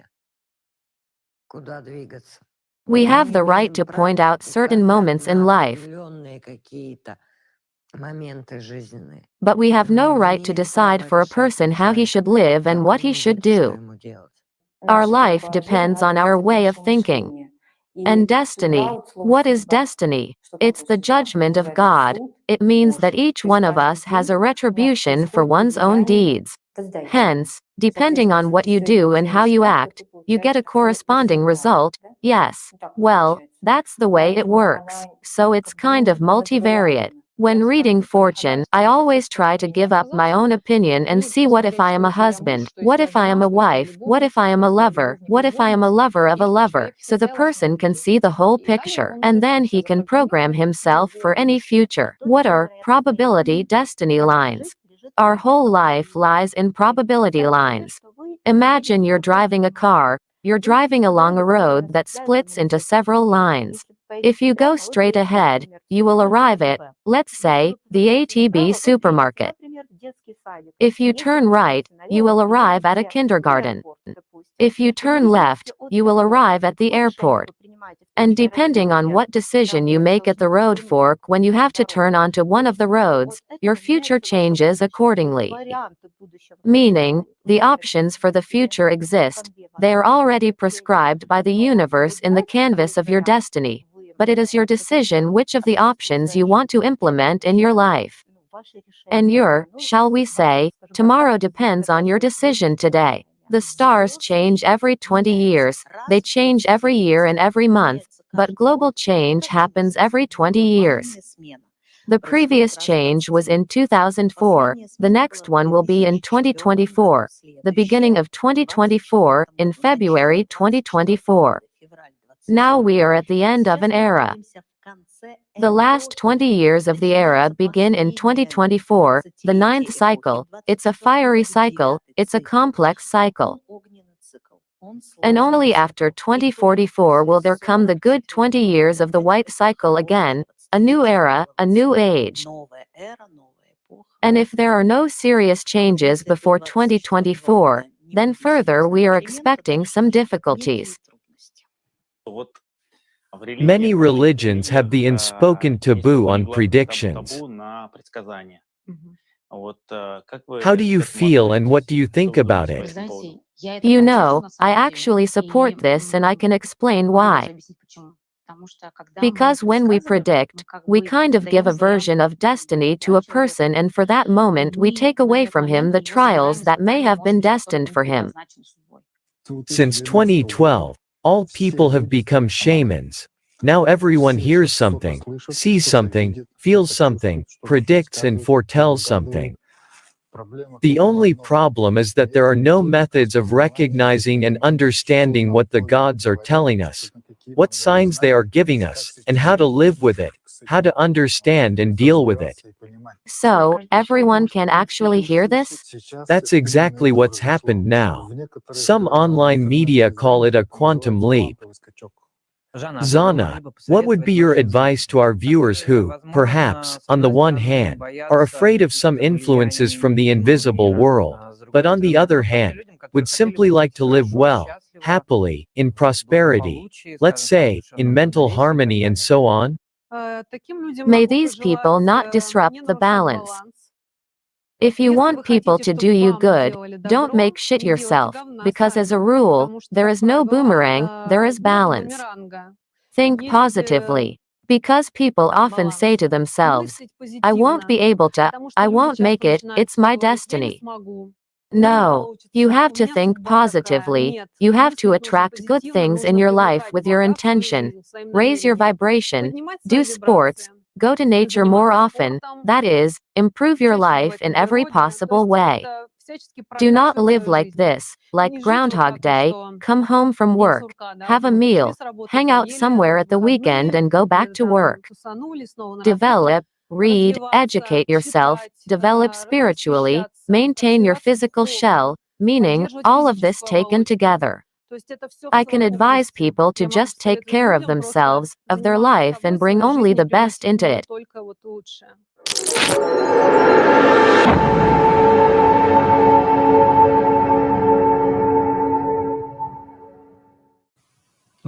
There is no such thing as destiny. Destiny is not a matter of chance, but the result of personal choice. Destiny is not something we should anticipate, but something we should create. A person's future depends on what he is doing in the present. So where did the concept of destiny, in the sense of inevitability of certain events, come from? And why are we forced to believe that a person is a hostage of destiny? And who needs it? The answer to this question lies in the dual nature of human beings. They can live like animals, according to the standard programs of the body. In that case, they have their destiny, and it is predetermined. But if a person develops his divine essence, then he goes beyond the programs of his animal nature and forms his future himself. Only an animal has a predetermined destiny.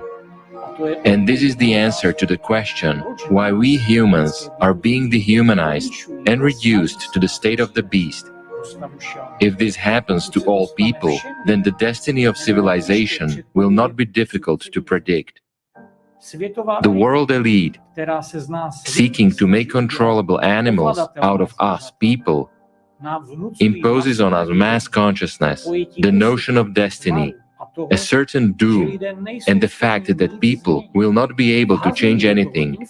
They throw in a prophecy that everything is allegedly already predetermined, so that people won't act, thinking that nothing depends on them, while they themselves are always active. After all, evil is well organized. People's belief in false prophecies makes them just passively wait for the end. Rulers and priests introduce a new destructive ideology to the masses.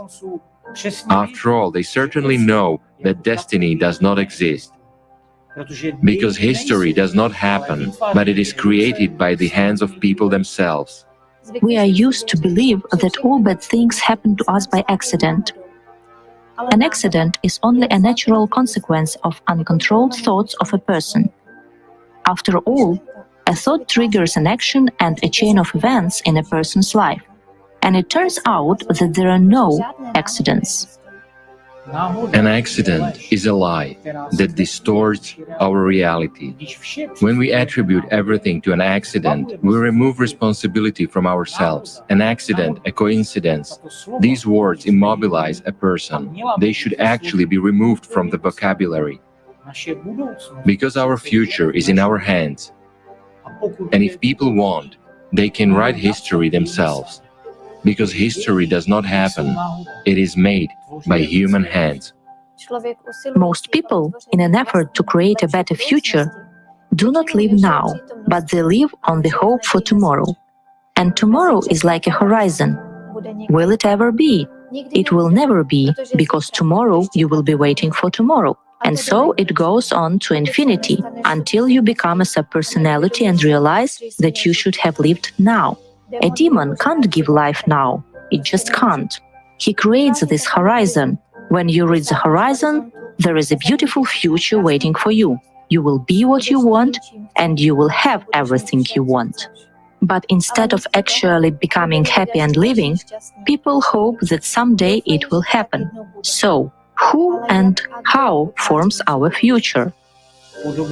For 6,000 years, the concept of an angry God, the priests as conductors of God's will, and the rulers who are allegedly the smartest and decide everything has been formed.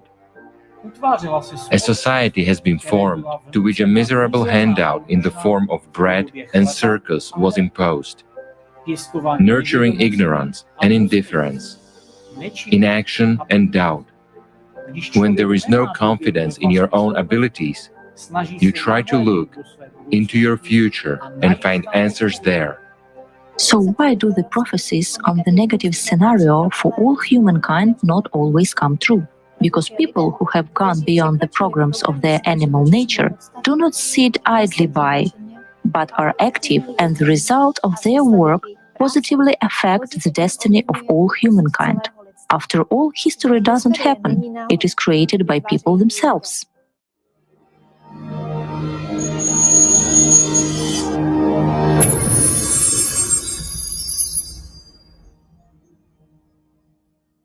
A human is not a toy in the hands of higher powers, but personality that has freedom of choice, and with their active work is capable of influencing not only the triumph of world justice, but also the growth of their own spiritual, immortal individuality.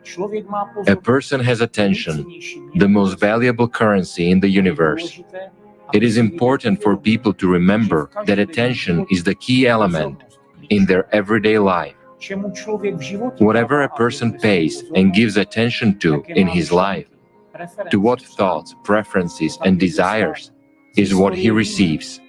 We know from history that Hitler practiced magic and also used the prophecies of his magicians. During World War II, he often visualized certain military situations. It should be noted that Hitler had no military education, and the generals did not take him seriously until a certain point. Until his military ideas began to suddenly succeed and his prophecies began to come true. One of Hitler's predictors was Erich Hanussen, who was close to Hitler. In 1932, he predicted the Reichstag fire and Hitler's upcoming victory in the elections. He promised, if Hanussen's prophecies came true, to make him dean of the occult university. Having become the Chancellor of the Reich in 1933, Hitler didn't forget his promise. In February that year, the occult palace opened in Berlin, with a bronze statue of Hanussen installed in its center. Meanwhile, there is a theory that Hanussen was executed because he had predicted to Hitler that he would end up badly. Another Hitler's predictor was Sergei Vronsky. After graduating, he entered the service of Hess and took the post of a personal astrologer. Hess had virtually no secrets from Vronsky and consulted him about decision-making and planning. However, Sergei was already a Soviet intelligence officer at that time. When he became aware of the Barbarossa plan, the astrologer tried to warn the Soviet government of the impending war. Unfortunately, he wasn't heard. Wolf Messing. When Hitler learned that the psychic had predicted his death in case of the war with the USSR, he promised a reward of 200,000 marks for the capture of the psychic. Messing was eventually arrested but wasn't delivered to Hitler in time. The psychic gathered his guards into his cell with his power of thought and then escaped. He freely left first the city and then Germany, and at the border with the Soviet Union showed a leaflet with Hitler's instruction to find him instead of his passport. It is said that after his escape from Germany, Messing's struggle with Hitler continued on a telepathic level, and this was allegedly one of the reasons why the psychic was within a narrow circle of people close to Stalin. However, all events tell us that despite the technology, the occult practices, and the enormous magical power that stood behind the Third Reich, Hitler's prophecies about Germany's invincibility did not eventually come true. Prophecies do not come true because there are always people who do not believe in these prophecies and change many things by their choice. The desire of people united in one goal to change their future ruins all the negative scenarios, plans, and prophecies of the dark forces.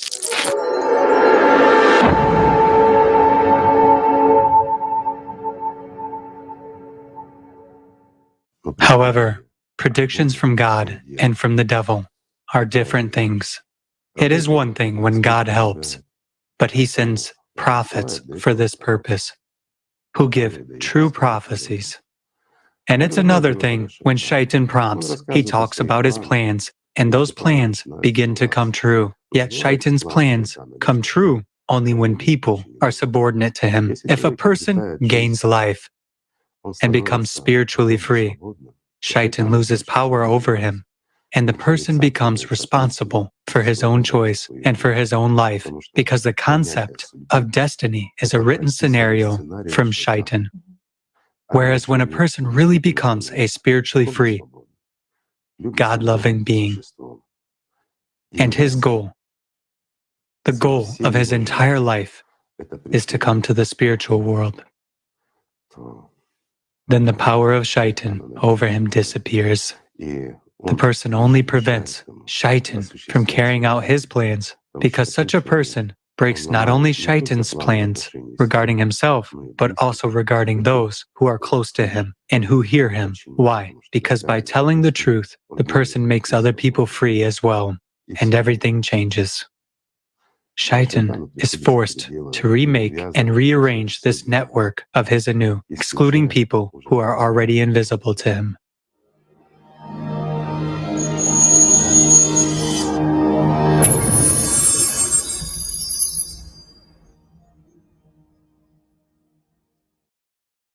People are used to shifting responsibility to someone else, to politicians, bosses, magicians, or anyone else.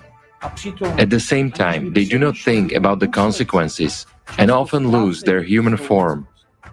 Let's try to figure out what the root of such irresponsibility is in the example of one experiment. In 1963, Yale University professor Stanley Milgram began his research to clarify the question of how German citizens could have participated in the extermination of millions of innocent people in concentration camps under Nazi rule. 3 people participated in the experiment, 1 subject and 2 actors. 1 actor performed as head of the experiment, and the other as a learner.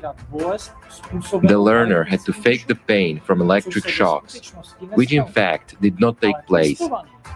But the subject did not know about it until the end of the experiment. The subject was told that the purpose of the experiment was to study how punishment in the form of pain affects a person's memory. It was stated that one of the participants, the learner, had to memorize pairs of words from a long list until he memorized every pair, while the other, the teacher, had to check the memory of the first and punish him for every mistake with an increasingly strong electric shock. At the moment when the learner asked to stop the experiment screaming in pain, the head of the experiment put maximum pressure on the teacher and demanded to continue, arguing that he would take full responsibility for the experiment. The results obtained shocked everyone, most of all Milgram himself. In total, 40 experiments were conducted in the series. The results looked like this. Only 1 subject stopped at a voltage of lower than 300 volts, and 26 out of 40 reached 450 volts. One professor described what was happening as follows. A self-confident 40-year-old man came into the room with a steady gain in a suit. 10 minutes later, a red, sweaty man with shaking hands was sitting in front of me. There was no trace of the former man. He humbled. My God, what am I doing? What am I doing? Then he struck himself with his fist to the head, but pressed the button anyway. Milgram repeated the experiment in different cities at different times with different subjects. The results didn't change much. Many obeyed the power of authority rather than being guided by their conscience. But there were those who categorically refused to participate further. According to Milgram, the obtained data indicates interesting phenomenon. This research has shown the extreme willingness of adults to go to almost any length on the command of an authority. This experiment was conducted 50 years later, but the results did not change much. The ability of the government to obtain obedience from ordinary citizens becomes clear now. The habit of obeying authority figures puts a great deal of pressure on people and controls behavior, taking them away from responsibility for their actions. This can also include the nature of learned helplessness syndrome. Since childhood, we are taught that the history of humanity consists of continuous wars and violence, and we get used to the fact that human life is worthless, that fear is the normal condition of a person. By choosing helplessness, we have built a society filled with fear today. But is it okay to live in fear? What is the point of such existence? Fear and helplessness mean inaction. Less than 1% of the people dictate slave conditions of existence for the other 99%. We are puppets in the hands of the puppeteers. Isn't it similar to the story when a little boy leads a big elephant by the rope? Let's look at ourselves from the side.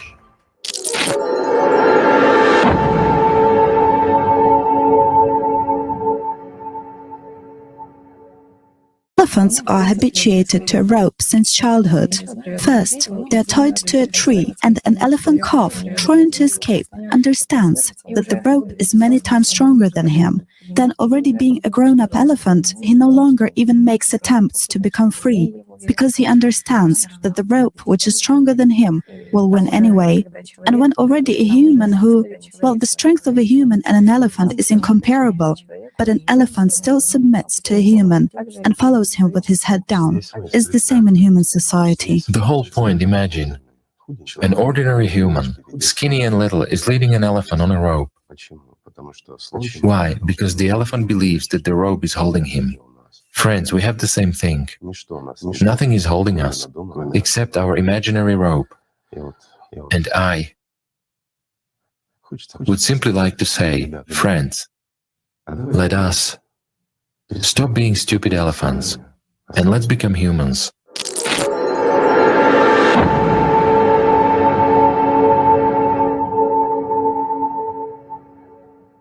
The most dangerous consequence of learned helplessness is inaction. Because of a subconscious but firm belief that life cannot be changed, a person stops taking any action for this.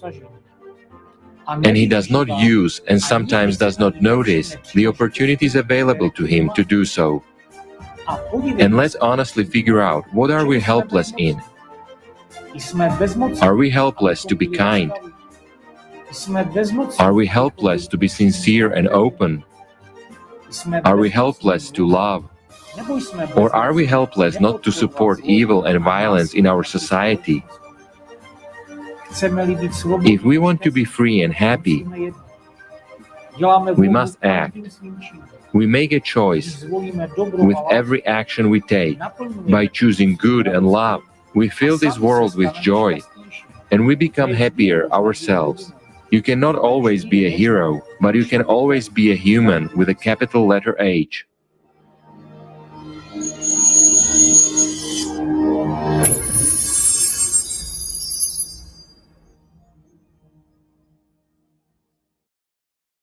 There are examples when, in the most inhuman as it may seem conditions, people have shown the highest degree of humanness. After more than 70 years, the history of the Second World War has revealed more and more facts of human sufferings and dignified behavior.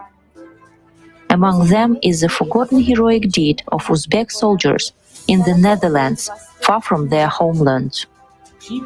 This story took place in 1941.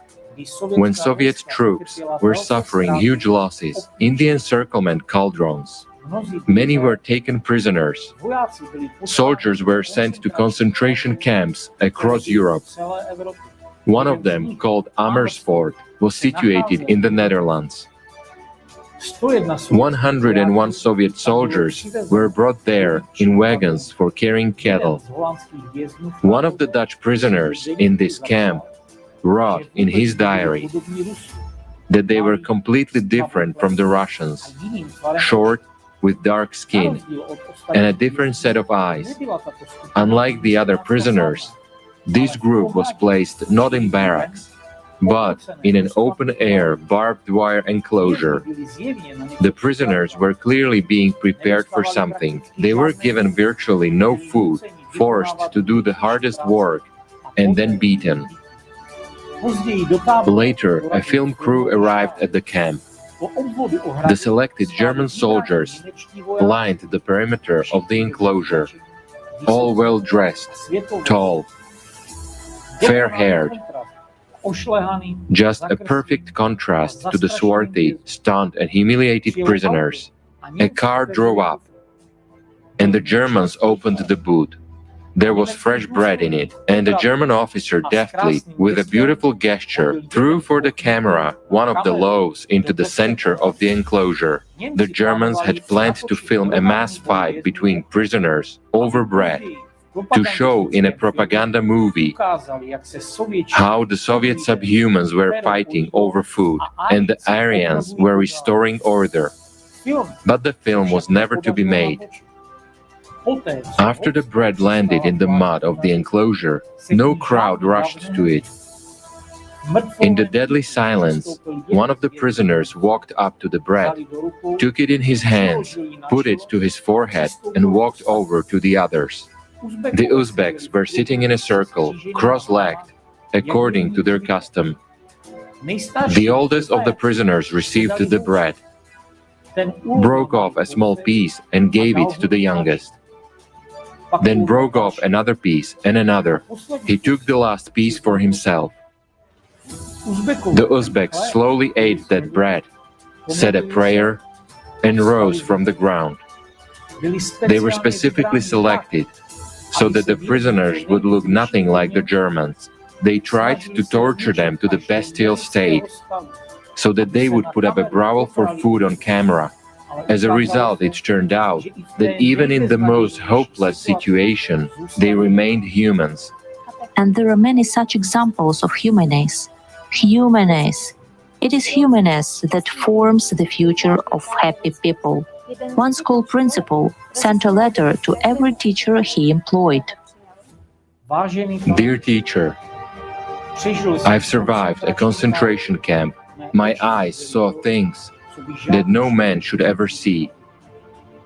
I saw how educated engineers were building gas chambers. I saw how qualified doctors poisoned children, how trained nurses killed babies, how graduates of higher educational institutions shoot and burned children and women. Therefore, I do not trust education. I'm asking you, help your pupils become humans. Your efforts should never lead to the creation of scientists' monsters, trained psychopaths, educated Eichmanns. Reading, writing, and mathematics are only important when they help our children to become more human.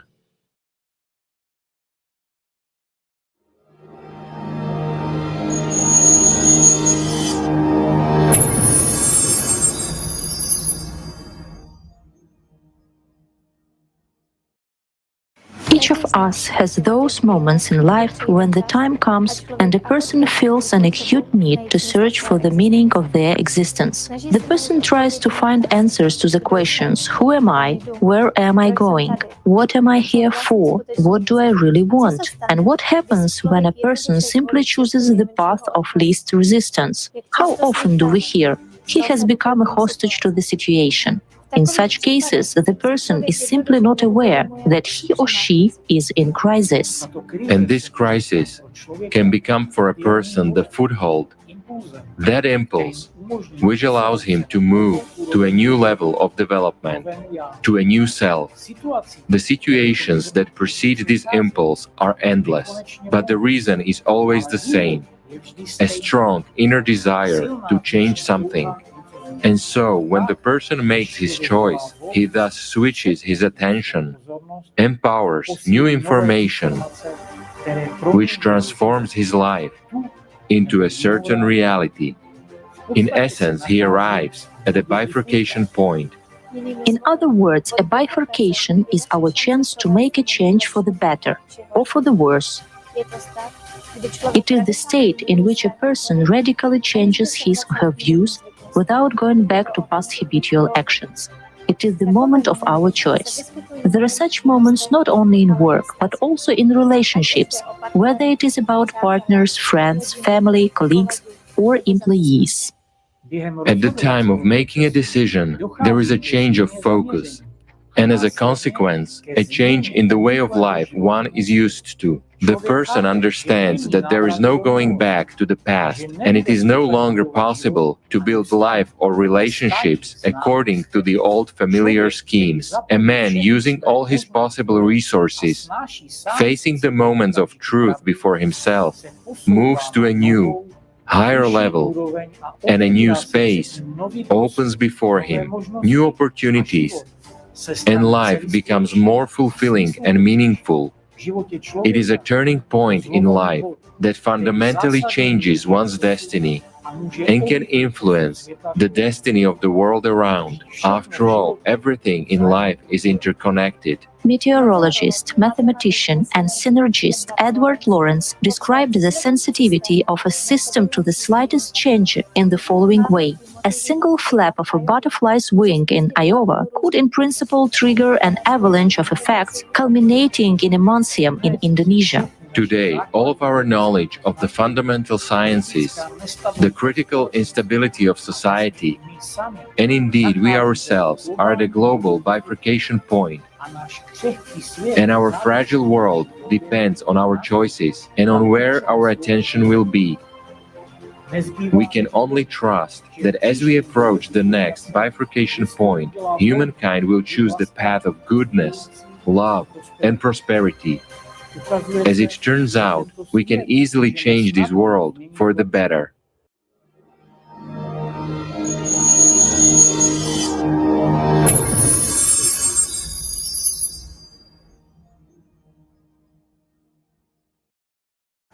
Dushan, what prevents us from understanding this? What is the biggest deception?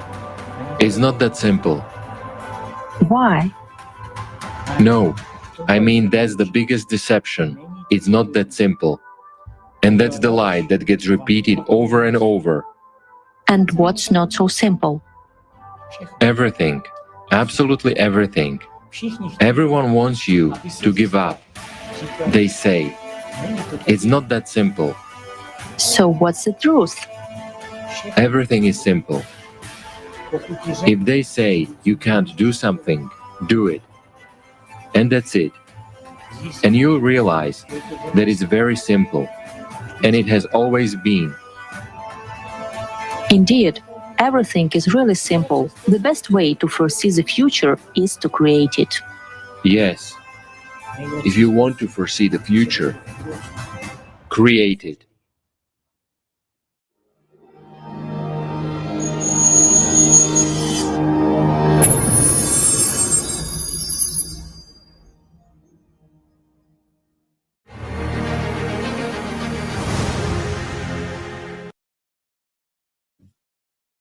Plány systému sa naplnia len vtedy, The plans of the system are fulfilled only if people obey to it. However, if a personality acquires life and becomes spiritually free, the shaitan loses power over him and a person becomes responsible for his own decisions and for his own life, because destiny is a script prescribed by the system.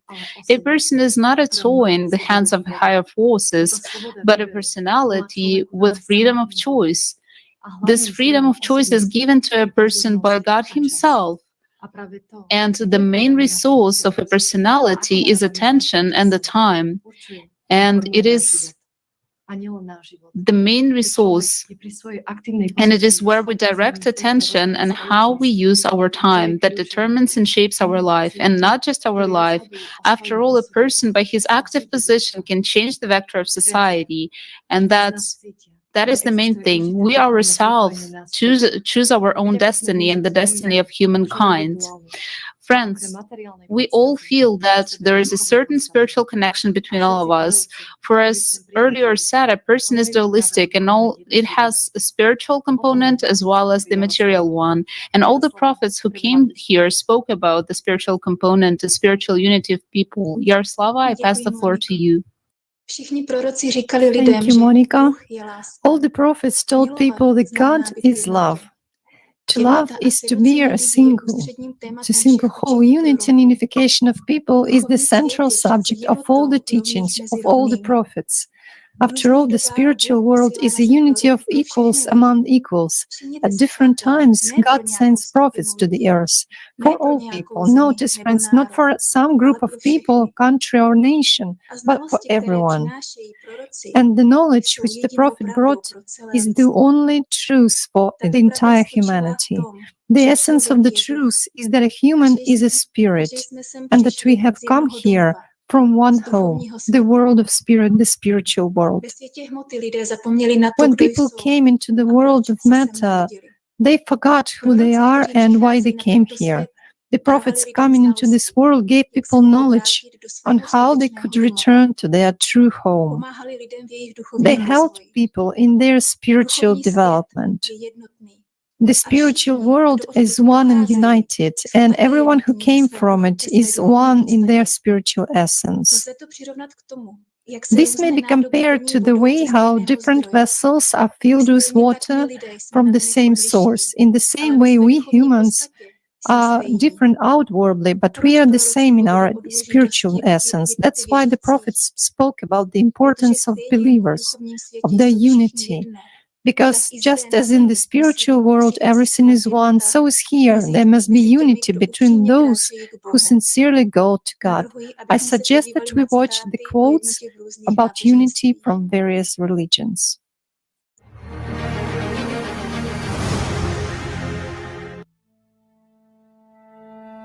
The messenger of God, God's prayers and peace be with him, said, "Adhere to the Jama'ah, beware of separation, for indeed Ash-Shaytan is with one, and he is further away from two. Whoever wants the best place in paradise, then let him stick to the Jama'ah.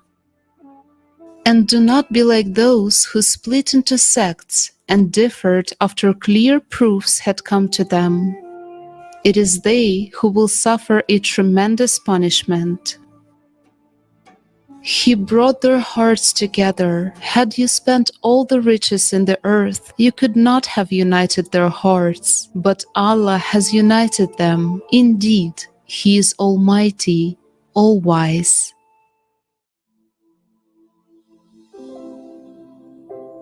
Beloved, let us love one another, for love is of God, and everyone who loves is born of God and knows God. He who does not love does not know God, for God is love. Now I plead with you, brethren, by the name of our Lord Jesus Christ, that you all speak the same thing, and that there be no divisions among you, but that you be perfectly joined together in the same mind and in the same judgment. By being like-minded, having the same love, being one in spirit and of one mind. That they all may be one, as you, Father, are in me and I in you, that they also may be one in us, that the world may believe that you sent me, and the glory which you gave me I have given them, and that they may be one just as we are one, I in them and you in me, that they may be made perfect in one, and that the world may know that you have sent me and have loved them as you have loved me.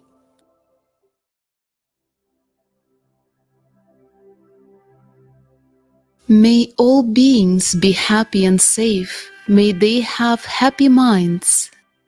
Let him not deceive another, nor despise anyone anywhere. In anger or ill will let him not wish another ill. Just as a mother would protect her only child with her life, even so, let one cultivate a boundless love towards all beings. Not falling into wrong views, being virtuous, endowed with insight, lust in the senses discarded, verily never again will he return to conceive in a womb. Other people are like me. What they are, that's what I am. Understand, see yourself in others and others in yourself, and you will not kill or encourage anyone to kill. He who seeks the true life endeavors to unite the separated, to strengthen the harmony of the united among themselves. What he hears here, he does not communicate there. so as not to divide wants with others. He delights in harmony and cares for harmony. The harmony of others is his bliss.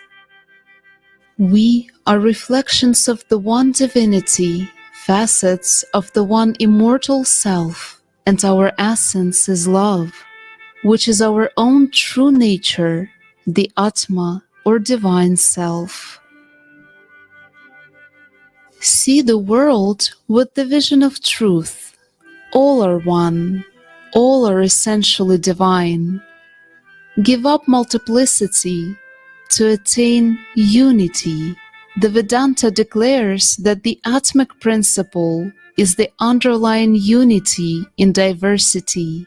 Bulbs are many, but the same current flows in all of them. Likewise, the Atmic principle exists in all. Man's inability to understand this principle of unity is the cause of his ignorance.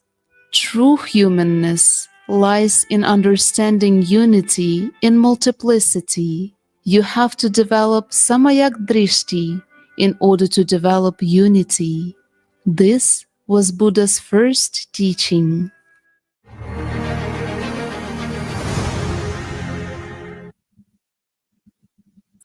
The truth is one. While all the differences are rituals that people formed when their religions were developed, and the actual division of people to assert the power of the priests. Jesus Christ said, God is alive. The Prophet Muhammad, peace be upon him, said, Allah is the living one. And they said that people should serve only God, Allah, and no one else. And in this we are all united. What is Islam? Love, in the literal sense of the word. It's the right sense of it. And what is love? Love is unity. And did the Prophet, peace be upon him, have a division? No. The last prophet had an understanding and taught all his disciples that a Muslim is the one who believes in one God. Just as Christians called Muslims as well. In Islam, the call of Muslims to unity is not some recommendation or advice to a Muslim, but it's the duty of every Muslim to strive towards Muslim unity. All the prophets spoke of unity. But what do we people choose? Let's watch an excerpt from the video The Circle of Life with Igor Mikhailovich Danilov.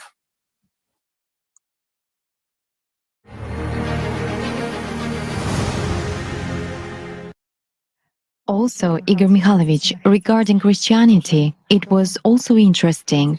After all, the prayer of Jesus Christ at the Last Supper was about oneness. He said, "May they all be one, as you, Father, are in me and I am in you. May they also be one in us." It is that very understanding of what both Buddha in his sermon and Jesus said that they would wish this oneness of believers, oneness in the Spirit, oneness in God. And I have a question. Why do believers not hear them? These religions have existed for thousands of years, the ones you've just mentioned. So where is our oneness? Have they succeeded? If we live in such times, and who is to blame? Is it their fault? If they laid down their lives, earthly lives, what's the difference? It is clear that they are living, and nothing will happen to them.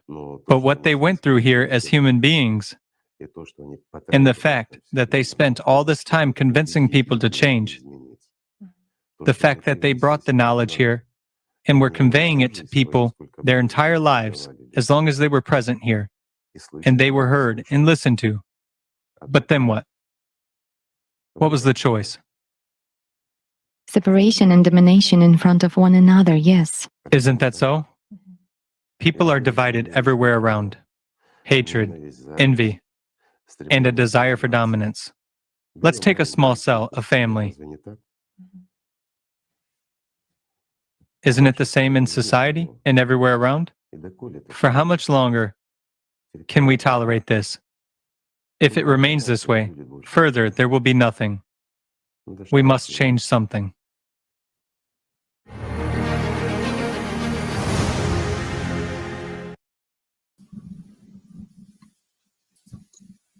Today, there are 7 billion believers in the world, but there is no unity among them. What do they argue about? People argue with each other that only their God is true. But the prophet said that God is one. For people who are just at the beginning of their spiritual path, or who are only wondering how to understand that all people are one, we can make a comparison and imagine that there is a father and a family, a father of the family. He has children. In this case, the children represent various religions. In any family, children often do not find common language. Everyone thinks he is less loved, so he tries to prove that he is better. These children have their own children, that is, grandchildren of the father of the family. In this case, we can compare this with many various divisions into branches of the same religion. They have arguments among themselves and prove to each other what their parents proved to their father. But as a matter of fact, we are all one big family, and we all have the same God. Regardless of religion, regardless of whether a person is a materialist or not, we are all relatives, very close ones. And for the spiritual world, there is no division at all. It doesn't matter what language a person prays in. It is us who have languages here, and we are divided here. But in fact, the Holy Spirit is the one who is in everyone, who is the best that originates in the spiritual world. It is that message from God and that which God has endowed us, everyone with this. And it is the spiritual nature of a human. It's allatra. It's impossible to deny it. You can call it in different way, but the essence will not change. When grandchildren and children understand that they should not compete with their father or grandfather, but they just should love him, at least for what he is, for being their father, understand that it is one family. When one family is united, it is able to stand up to the devil and anyone, because it's one family. And when people understand this, they stop divisions. Consciousness and the slaves of consciousness divide us. Those for whom it is beneficial. In such a way, they divide the whole, a single whole into fragments. This is like children and grandchildren divided with their living father. Some will take an arm, some a leg. In fact, this is what happens. But God is actually one. And we are all united in our innermost. We are united in our single unity. People, regardless of their religions, should work hard on themselves and develop spiritually to get to know this connection with the spiritual world. This is the most correct way for a human who follows the spiritual path. After all, the shortest, direct, straight path to unity with God is with people and is love. Thank you very much for your attention. I give the floor to the host. Yaroslava, thank you so much for reminding us of the teachings of the prophets. All the prophets came from one God and brought one truth. And what was the main idea of their teachings? Unity and unification of people. If we had followed this, we would have lived in a spiritual friendship and unity as one family long ago. Veronica will tell us more about that. Veronica, the floor is yours. Thank you. Evidence of the spiritual unity of people we find in the signs and symbols of antiquity. Let's watch the fragment of the video, Circle of Life.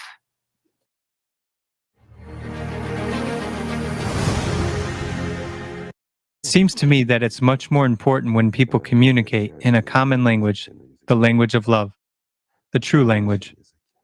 How can you not see and not feel it? You can. If the devil who covers the light is in front of you, this is actually people's choice, to put the devil in front of them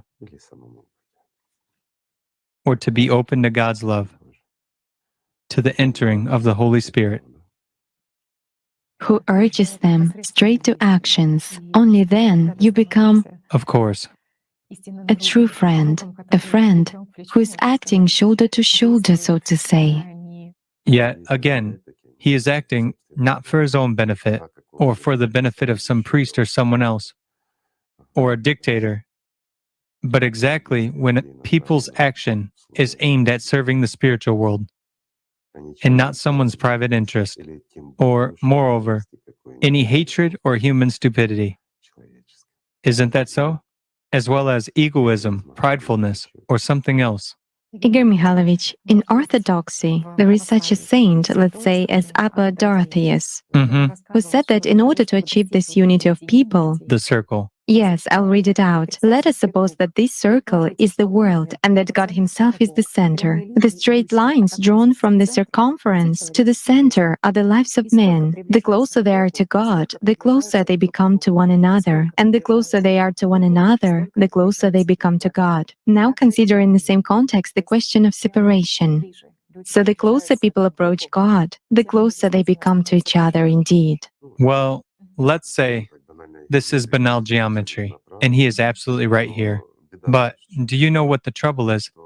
That long before him, at least 4,000 years before he lived, he died in the 560s, didn't he? Yes. Yes. It turns out to be the 6th century in Palestine. Exactly. It turns out that more than 4,000 years before him, this was known and talked about. And we often see a circle with a dot inside. So even in ancient times, this was described. What does this mean? I will tell you to make it clear. As a matter of fact, if we approach this from the perspective of mathematics or geometry, he is absolutely right in this.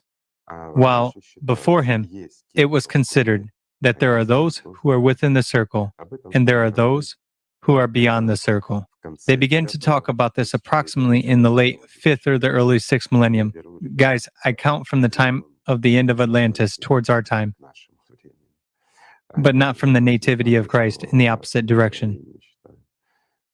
At that time, let's say, there was already a transition from the ideal society to the creative society, which later on, almost in 1,000 years, already passed into a consumerist format in the times of the activity of Sumerians. That's when this explanation appeared. Why? Because people from beyond the circle emerged. Thus, a process of vacillation slightly began, which this fading had been developing for thousands of years, until it completely came to naught. And that's when this explanation appeared. It is literally mathematical. I'm just saying, a circle, a dot inside, and approximation. Yet, if we consider this, it is also related again to the spiritual development of a person himself. When a person goes around the circle, not entering the main area, well, let's put it this way to make it clear. We live by earthly things. We walk everywhere around in our thoughts. I don't mean physical movement. We walk around and roam in all sorts of nooks of our consciousness. Everywhere. We are awaited somewhere friends meet us, and somewhere foes do, who talk to us, who, pardon me, speaking modern language, troll or humiliate us. Or someone supports us, while someone tempts us to do bad deeds. Yet, there are also those who stop us when we want to do a wrong deed. That's what we call conscience. We are now talking about the circle of consciousness. Again, this is an ancient interpretation for you to understand. That's where there was exactly an understanding that in the middle of this circle of ours, there's a point through which we go out into eternal life. So, we should enter this circle, stop walking outside the circle and listening to bad things, but should live only within the circle where a red line is drawn, of what you accept and what you don't. Your entire energy, your entire power of love should be directed to the very point, while the point is nothing other than our soul. It is love, joy, and the like. This way, our circle gradually narrowed. I mean, we ousted everything unnecessary, that which turns us into a beast, leaving within the circle those qualities and everything valuable that makes us alive, makes us a human. Well, this is one of such methods which enables one to understand how to follow the spiritual path properly. This is what concerned the lesser, but there was the greater. The concept of the greater applied to the entire humanity. There are those who are beyond the circle. There are people who are undecided, or let's say, people who consider themselves atheists or even consider themselves believers, but they are far from God's love. While there are those who enter the circle of God's love, who contact it somehow, well, more or less, but they already feel, there's already some response from them. They are already in a certain resonance with each other. This forms a full circle. Well, for example, our table is round, and there's a red line. Beyond this red line, there live all non-believers, those who don't love God. While here, all of us enter, everyone who loves God, and we gradually approach, depending on how much we serve the spiritual world, how much we love, how big our devotion is, we are closer and closer to the center, to the spiritual world itself. Thus, the closer we are. And here, our connection is formed. After all, just imagine the distance. We are here and here, right? Right.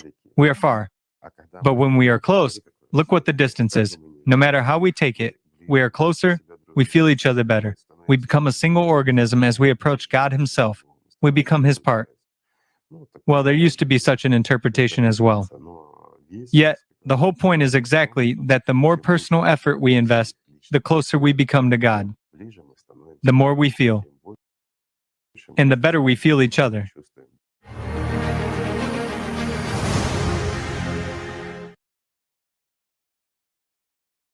Thank you for the explanation, Igor Mikhailovich.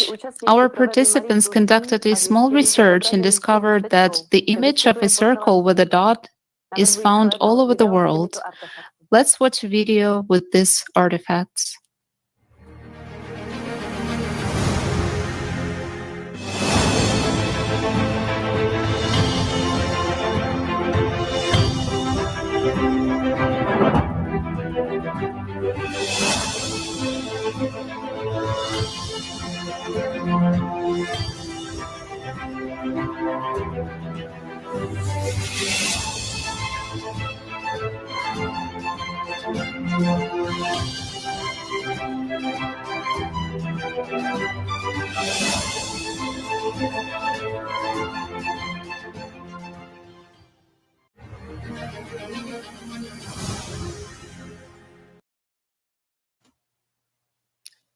As we can see, people on all continents possessed the primordial knowledge. They knew the necessity and importance of their spiritual development. Walking along the path of spiritual development, everything fell into place. The understanding of the simplicity of the path came, the essence of which is to be constantly in contact with the spiritual world through one's own deepest feelings. When every person directs his attention to God, he is always in touch with Him and in touch with those who also put their attention into the love of God. All are striving towards the one, and all are united by love for God. Everyone is in the same circle of love. It is love that makes a human free from temptation and fear of death. Free inside in spirit, such a person does not look for support in the external, but leans on his inner. Such a human cannot be manipulated or controlled. He does not serve earthly kings. He serves only God. When such people came together, they're able to change the course of history and do much for God and other people. Spiritual friendship is when people are in the same circle, the circle of love, that is, the circle of service to God. It is a certain group that serves and lives this idea and this purpose. Its meaning to them. People feel the grace of God. They're filled with an inner fire and want to share that joy with others. Such a legend was told in the video The Circle of Life. Once the Venerable Ananda came to Buddha and said that, from his own point of view, a half of the holy life consists in spiritual friendship. Buddha immediately corrected him, saying, "Say not so, Ananda. It is the whole, not the half of the spiritual life." Thank you for your attention, and I pass the floor to Gabriela. Thank you, Veronica. Hello, dear friends. Today we talked about the unification of people, but we must understand that people can unite in different ways. There can be unification at the level of matter or at the level of spirit. When people unite at the level of consciousness out of mercantile interests, out of fear, profit, or forcibly united under the rule of a dictator, then such union is unstable and leads to the state of depression of spirit. And spiritual friendship is a true unity in love for God, which unites the hearts of people and makes it possible to overcome any difficulties by joining together. The question arises, what is true unity and how can it be achieved? As it's said in the film Consciousness and Personality, from the inevitably dead to the eternally alive, true unity in this world is impossible without spiritual development. Why? Because consciousness divides. The first thing it does, it encapsulates a person and singles him out of himself. All this is taking place at the level of consciousness, a perception of personality of what consciousness is telling it, namely, you're alone, you, and you. At that unification, it is unification of the community of interest, community of interests. Let's say so, of a certain circle of people, but no more. Whereas true unity may take place only at the spiritual level. Personality, when it achieves perception of the spiritual world, it already feels people of the same kind who perceive that world. And that is where unification is taking place. We have heard today that negative prophecies for all mankind are not coming true exactly because people who are on the spiritual path are changing the course of history throughout their choice and actions. Now it is time of crossroads, the time of global choice of humankind, and everyone has to decide whether he is in circle of life or outside of it. Even in the teachings of the most ancient non-biblical scripture, the Daki, in the first verse of the first chapter, there are such words: there are no two ways, one for life and one for death. That information is encountered about the importance during this last period, in this era of fight between the forces of good and evil, precisely of the choice of people themselves, precisely of their active position and their active participation in that. And it is interesting that two scenarios are always described of what this future will be like. Let's say a good scenario and a bad scenario. Either there will be a golden age, or unfortunately, There will be nothing. there will be nothing and people will be destroyed. The eternal fight between Hake and Bell, right? But for instance, regarding the Golden Age, I would really like to share the following. In the sacred books of Hinduism, it is mentioned that owing to the truth, which will be given by the future Maitreya, people will lose their doubts, and the torrents of their cravings will be cut off. Free from all misery, they will manage to cross the ocean of becoming, and as a result of Maitreya's teachings, they will lead a holy life. They will have torn the net of the passion, and theirs will be an abundance of joy and happiness, for they will lead a holy life under Maitreya's guidance. The true Dharma will open to people and enable them to create a new world, a society of love. The era of Maitreya is also called the era of the Mother of the world. In Vishnu Purana, the time of the advent of Maitreya Kalki Avatar is described. When the close of the Kali age shall be nigh, a portion of that divine being who exists of his own spiritual nature in the character of Brahma shall descend upon the earth. The minds of those who live at the end of the Kali age shall be awakened and shall be as pellucid as crystal. The men who are thus changed by virtue of that peculiar time shall be as the seeds of human beings and shall give birth to a race who shall follow the laws of the Krita age, the age of purity. Here, I'd like to focus attention on the point that at all times it is exactly said that the choice of people, and precisely an active position of people, actually plays a decisive role. Today, we're living in a special time, and all people of the world have this need in unity and this need in true friendship, because all religions proclaim one and the same truth, that God is one. All religions, let's say, call for this universal love, love for God and love for people, and any kind of delusions that one person is superior to another one or that his religion is more sacred only show and demonstrate that these people still haven't understood the very essence of their teachings. Of that teaching which they teach others.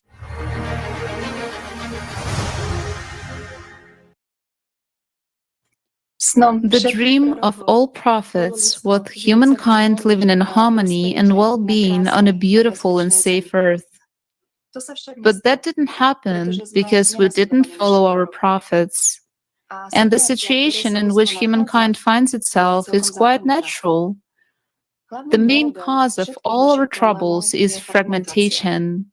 And as it has been said many times today, everything begins with the human and his choices. Therefore, it depends on each one of us whether there will be a future or not. The more people who unite and enter the circle of life, the greater the chance for humanity to survive. The problem is that we don't understand the responsibility that has fallen to us at the time of the crossroads. Global climate change poses an inevitable choice. Do we want to live or die? We have one last chance left. Here's a video with participation of Igor Mikhailovich Danilov. Let's watch it.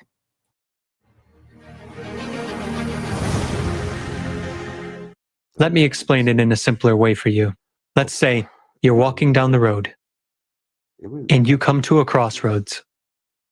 There are 3 roads in front of you. If you go left, you will die. If you go right, you will die. And if you go straight, you will live in the creative society. So, this is exactly the crossroads in 2024. If humanity has the tendency of going straight, it means everything will be fine. But if in the year 2024, let's say at the end of December, we do not decide where we are going, well then, friends, I suggest that you intensify, really intensify your work on yourselves and spreading Allatra.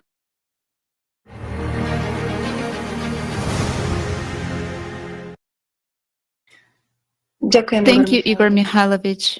Everything, as always, is based on human choice, and we determine our own fate by our choice. As it is said in the book Azoosmos by Anastasia Novich, good thoughts combined with a strong desire are forerunners of good deeds. Good deeds are the essence of maturing souls. Courage begets the power of spirit. The power of spirit rallies into unity. Unity decouples the power. The united spirit changes the cycle. The overall result depends on everyone's effort. Everyone's effort depends on the change of inner frequency. Frequency is a leap of a moment, leading beyond the boundaries of Po. In the Encyclopedia of the Primordial Knowledge of Human Spiritual Development, the book Allatra, there is no dot at the end, as a reminder to us humans that our destiny is in our hands. Thank you for your attention, and I give the floor back to hosts. Thank you, Gabriela. That is indeed true. Now we stand on the doorstep of global changes, and we all have to decide, do we choose to be or not to be? Do we want to live or to die? Which of these answers will be brought to life is not known yet. Everything, as always, depends on human choice, on what we as people choose. Friends, are we even aware of the responsibility that is on our shoulders? Many people experience fear exactly because they have to take on responsibility. They fear that it will bring some discomfort, inconvenience, or unhappiness. But is this really the case? After all, the person who takes on responsibility automatically begins to take active action because he cares about the world in which his family, his children, and the people around him live. And this action further awakens his human essence and develops in him the need to care for others. And in fact, the more you do for others, the more you do for yourself. Renata, please, the floor is yours. Have you ever noticed that when you sincerely wanted to help someone, no matter whether with a kind word or deed, and you eventually succeeded, you immediately felt such a warm, pleasant feeling of fulfillment and happiness? You could say a feeling of true satisfaction. By helping others, you help yourself. And this is not some lofty phrase, but a really working, even one might say, profitable scheme. Only this profit is not material values and goods, but in accumulating and multiplying the feeling of happiness and fulfillment, which is much more valuable. This is a kind of spiritual egoism, the most right egoism. Once realizing and feeling this, a person strives to do even more, because by accumulating this energy in himself, a person is overwhelmed with it and just wants to share it with others. Otherwise, not giving it back to God and people, it is stagnates, becomes marsh without the new inflow of vital energy or God's grace, as they say in religions. And it becomes bad and uncomfortable for the person. Feeling of inner joy and satisfaction disappears. And when you share it with others, you fill up yourself. A human is dual by nature. He is spiritual component. He has spiritual component, soul and personality, and an animal component, his body and consciousness. Consciousness that does not have his own energy. In fact, it is a parasite. But a true human is a personality. We have already talked about this many times in our Kaleidoscope of Facts.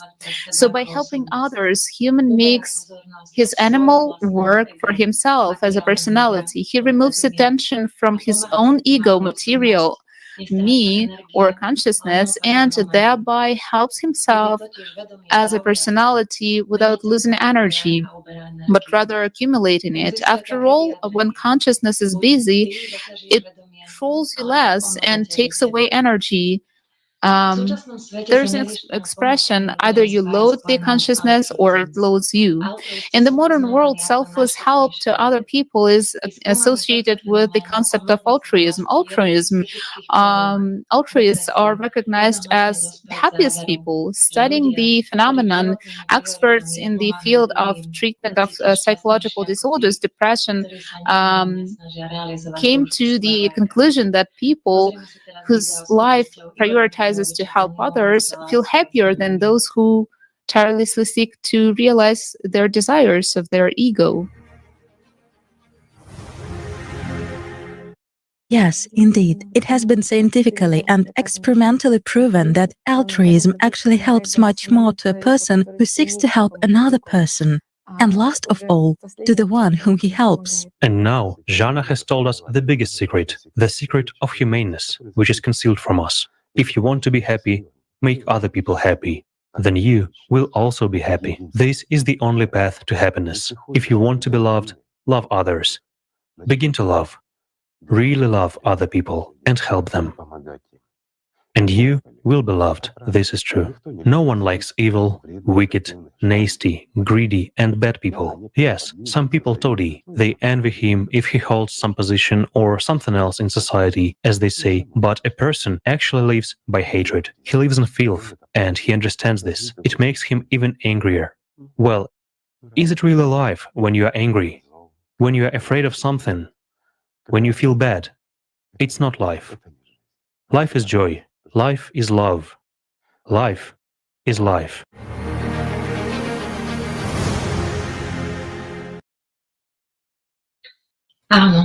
Yes, great words. We really do choose how we live our lives, in anger and hatred, or in joy and happiness. And when you do something good and useful for people, you feel life, you feel happy, fulfilled, and alive. A person who lives only for himself, who chooses to live only for his own pleasures, loses at the end. After all kinds of material pleasures taken together leads to only one result. Our brain determines the continuation of the banquet. Again and again, it needs dopamine and neurotransmitter responsible for pleasure.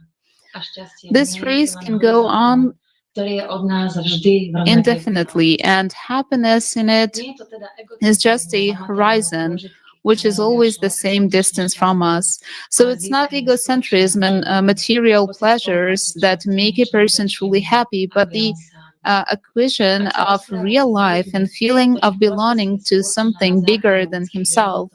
If we talk to people whose professions are designed to save lives, doctors, rescuers, etc., they all say that one who understands the value and meaning of life lives not only for himself but also for others. For him to save a person's life is a real thrill.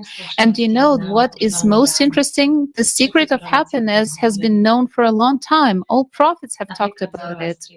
The medieval Persian treatise councils of ancient sages, also known as the Book of Councils of Zarathustra. I must have no doubt but that prophet rises from good works and loose from sin, that my friend is Ahramazd and my enemy Ahriman, and that there is only one religious way. This one way is that of good thoughts, good words, and good deeds.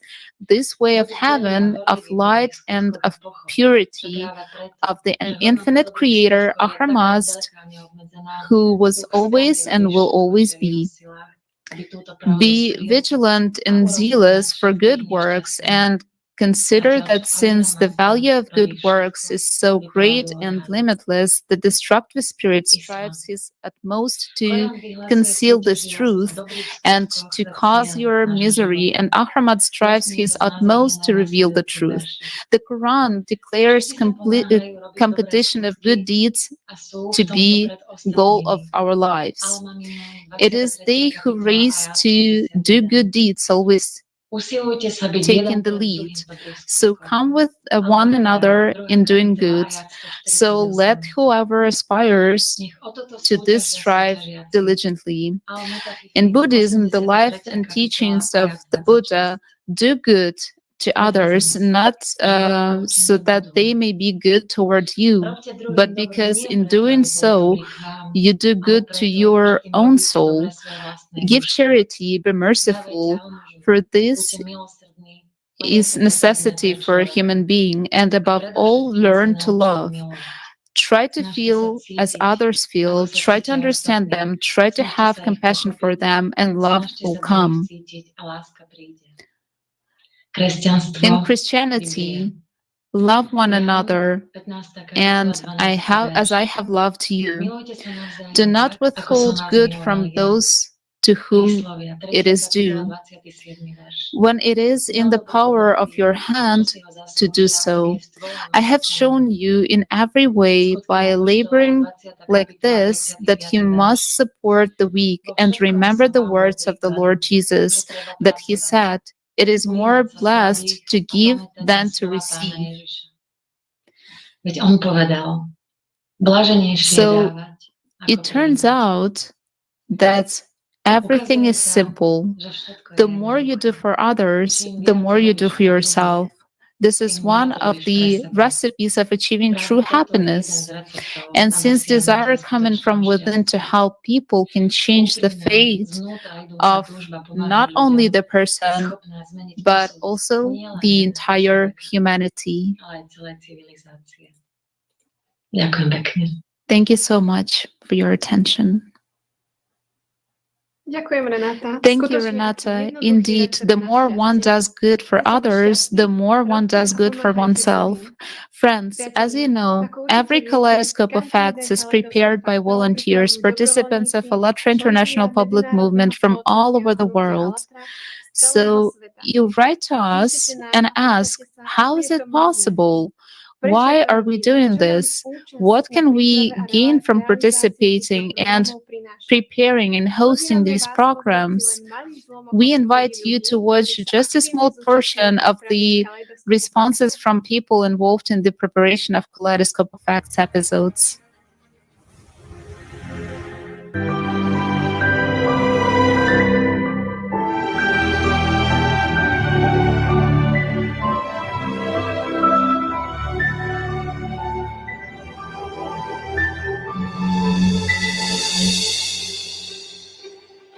And it's the best way for me to use my time and attention into bringing the truth to people. I understood now for some times that the truth is most of the time hidden from people. The truth that people can really use for their own development to bring their future, a bright future. And I think I want to be part of this movement that can bring this truth, helping people back to them. One person as a unit can do very little. But when there are many units like this, then it is already an entire united team that really acts as a single organism and aspires to get to know the truth that has been hidden from us throughout the ages. And by bringing the truth back to people, we have a chance, an opportunity to change everything completely. That is, knowing the true history, we can avoid making the mistakes of the past. And now it is the very time when together we can change the format of society to the creative one. If you look at how a kaleidoscope actually works, when you rotate it to one side or the other, you can see a new pattern. Every kaleidoscope could be made into a book, and that's what you would normally teach in school. Thanks to this project, I have learned to work a lot better in a team. Collaboration with international teams is very enriching. We work not only here in the Czech Republic, but also with teams from Slovakia, Europe, in fact from all over the world. When you get involved in this process during technical support, it turns out that we feel that there are a lot of us, and there are people, our friends, in different countries too. And we look at speakers, we look at what they're doing behind the scenes, and it's a lot of fun. It's very cool. You feel inside joy and involvement in a big and important process. I love doing voiceovers for live broadcasts. I love editing my videos and watching what great video clips the guys made. How much they conveyed this information. It's so cool and engaging. I love the voices of my friends. When the voiceover of the Romanian translation is laid over the video, and you know, it just creates a lot of love. For every person is unique. Each one does things in a different way, and everyone is beautiful. When one person speaks, another one speaks, and a third one compliments, there is such mutual interaction, there is such unity. And the greatest thrill is when the speech comes out. And when you read it, it's really the bomb. Absolutely awesome. You know, when there is a question, either to sleep or to edit a video, I may say there is no question as such, because you just start doing it, because you know how important it is. You realize that it can help a lot of people change themselves, change the world around them, change society and civilization. I once thought about how it differs from the other things you do during the day. And you really feel like you are alive. If you didn't get any work done that day, didn't do anything for the common goal, then you feel like you didn't live that day. That's life indeed. But when the kaleidoscope is over, you see everyone turning on their cameras. And there are so many people who have been working behind the scenes. There's an entire team. Not only the technical team, So many people, so many interpreters turn on their cameras. And this is such a wave of unity with everyone. You just look at it. Well, it's only solid love and one solid family. It is a way to reach a huge number of people and inform them about what is actually happening in the world. And together, we can change the world for the better. When people work together, then the truth becomes more purified. Because the more people are working towards this one common goal, the purer it becomes, and the closer we can get to the truth. The information that was concealed, that was actually somehow hidden somewhere. We are now bringing this truth to the surface. There are a lot of kaleidoscopes of facts, not only on historical topics, but also on spiritual ones, about the spiritual teachers of humankind, about how religions came to be. What are the spiritual grains in religions? What are the substitutions in religions? In other words, all this a person must know in order to become a human, in order for society to come to the prosperity that all the prophets spoke about. We are proving that people who are united can do far more work than when everyone is separated into small groups. In normal conditions, I probably wouldn't be able to bear such a load. But in this case, it's as if you get a second wind, as if help is coming. And it's really so cool when the kaleidoscope is released and you see that this is what we've been picking up in bits and pieces. Maybe one person did a little, just found one quote, another person found a video. But when it all comes together, you see this masterpiece, which came out in the end. It's an incredible thrill, really. There is a kaleidoscope today, and when you watch it from the beginning to the end, you realize how perfectly everything aligns. Each episode of the Kaleidoscope of Facts is a unique collection of facts, research, and interviews with different people, experts, and enthusiasts. Just imagine, the team that prepares Kaleidoscope of Facts is comprised of volunteers from all over the world who speak many different languages of the world. Therefore, we are working with lots of information, lots of material that we have to work through, read, and put together according to one single goal that is always set at the start of the making of the Kaleidoscope of Facts. This is a research project, and it's interesting. It's interesting to work on it. It's exciting to look for information. It is fascinating to translate it, because you touch upon the truth. The truth that people, a team of analysts, have verified it all 1,000 times. I mean, this is really verified information that you can trust, and you can verify it yourself from open sources. And this really truly shows how much truth can motivate people to go further and beyond their limits and to contribute their time and attention in order to find the truth and to spread it among the people. So more and more people are aware about the true knowledge. I realized this very moment has come. The darkest time is over, and all the truth has been revealed.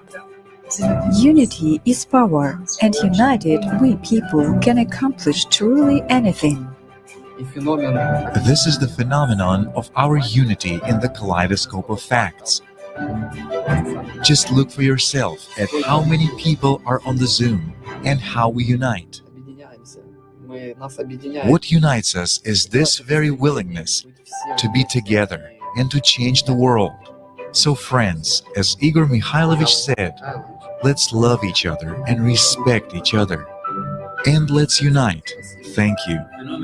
The phenomenon of unity is something that I have never experienced in my short life. So much love, so much support, so much candor, and so much courage in presenting the truth and facts nowadays can only be described as phenomenal. It's impossible to describe the phenomenon of this project in words. Guys, join in so that you yourself would feel this tremendous love and support.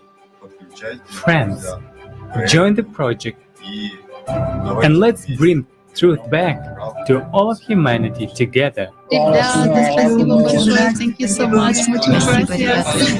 Спасибо большое. Dankeschön. Дякую. Amazing, guys.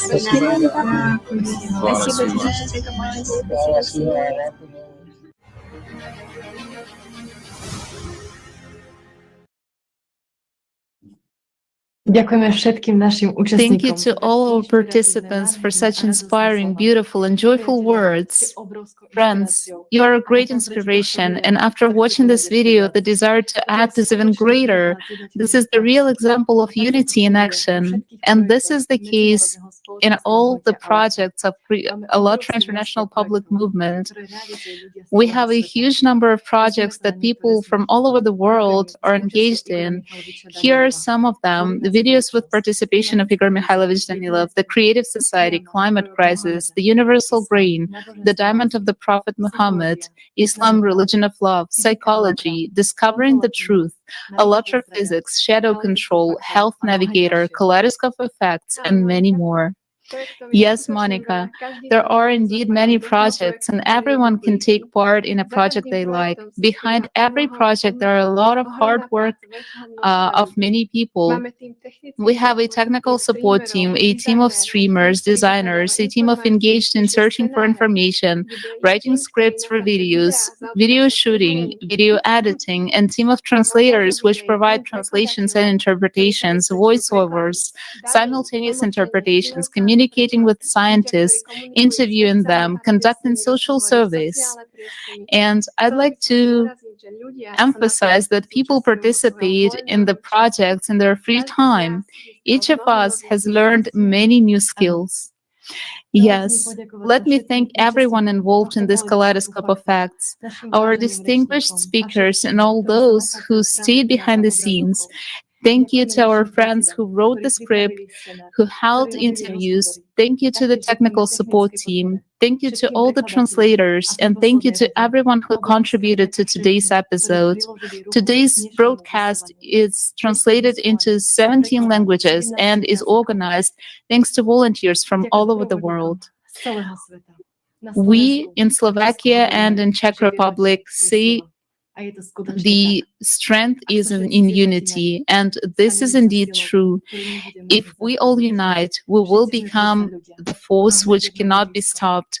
We are all human beings, and we have one place to live, the earth, one nationality, humankind, and one value, life, thanks to which we can make the most of our great potential and realize our life purpose. Only together can we change the vector of society. Thank you very much to everyone. Friends, our Kaleidoscope of Facts is coming to a closure.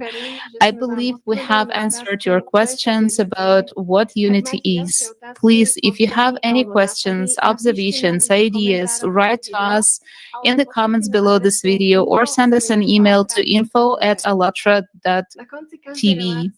At the end of each video, Igor Mikhailovich speaks these words: love each other.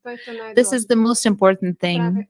And these words became the inspiration for today's Kaleidoscope of Facts, to be devoted to the topic of unity, because there is an understanding of this importance of these very words.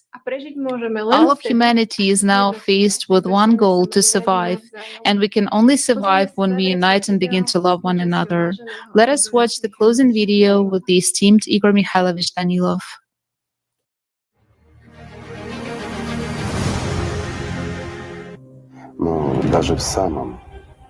But even in case of the most positive outcome indeed, in just a little while,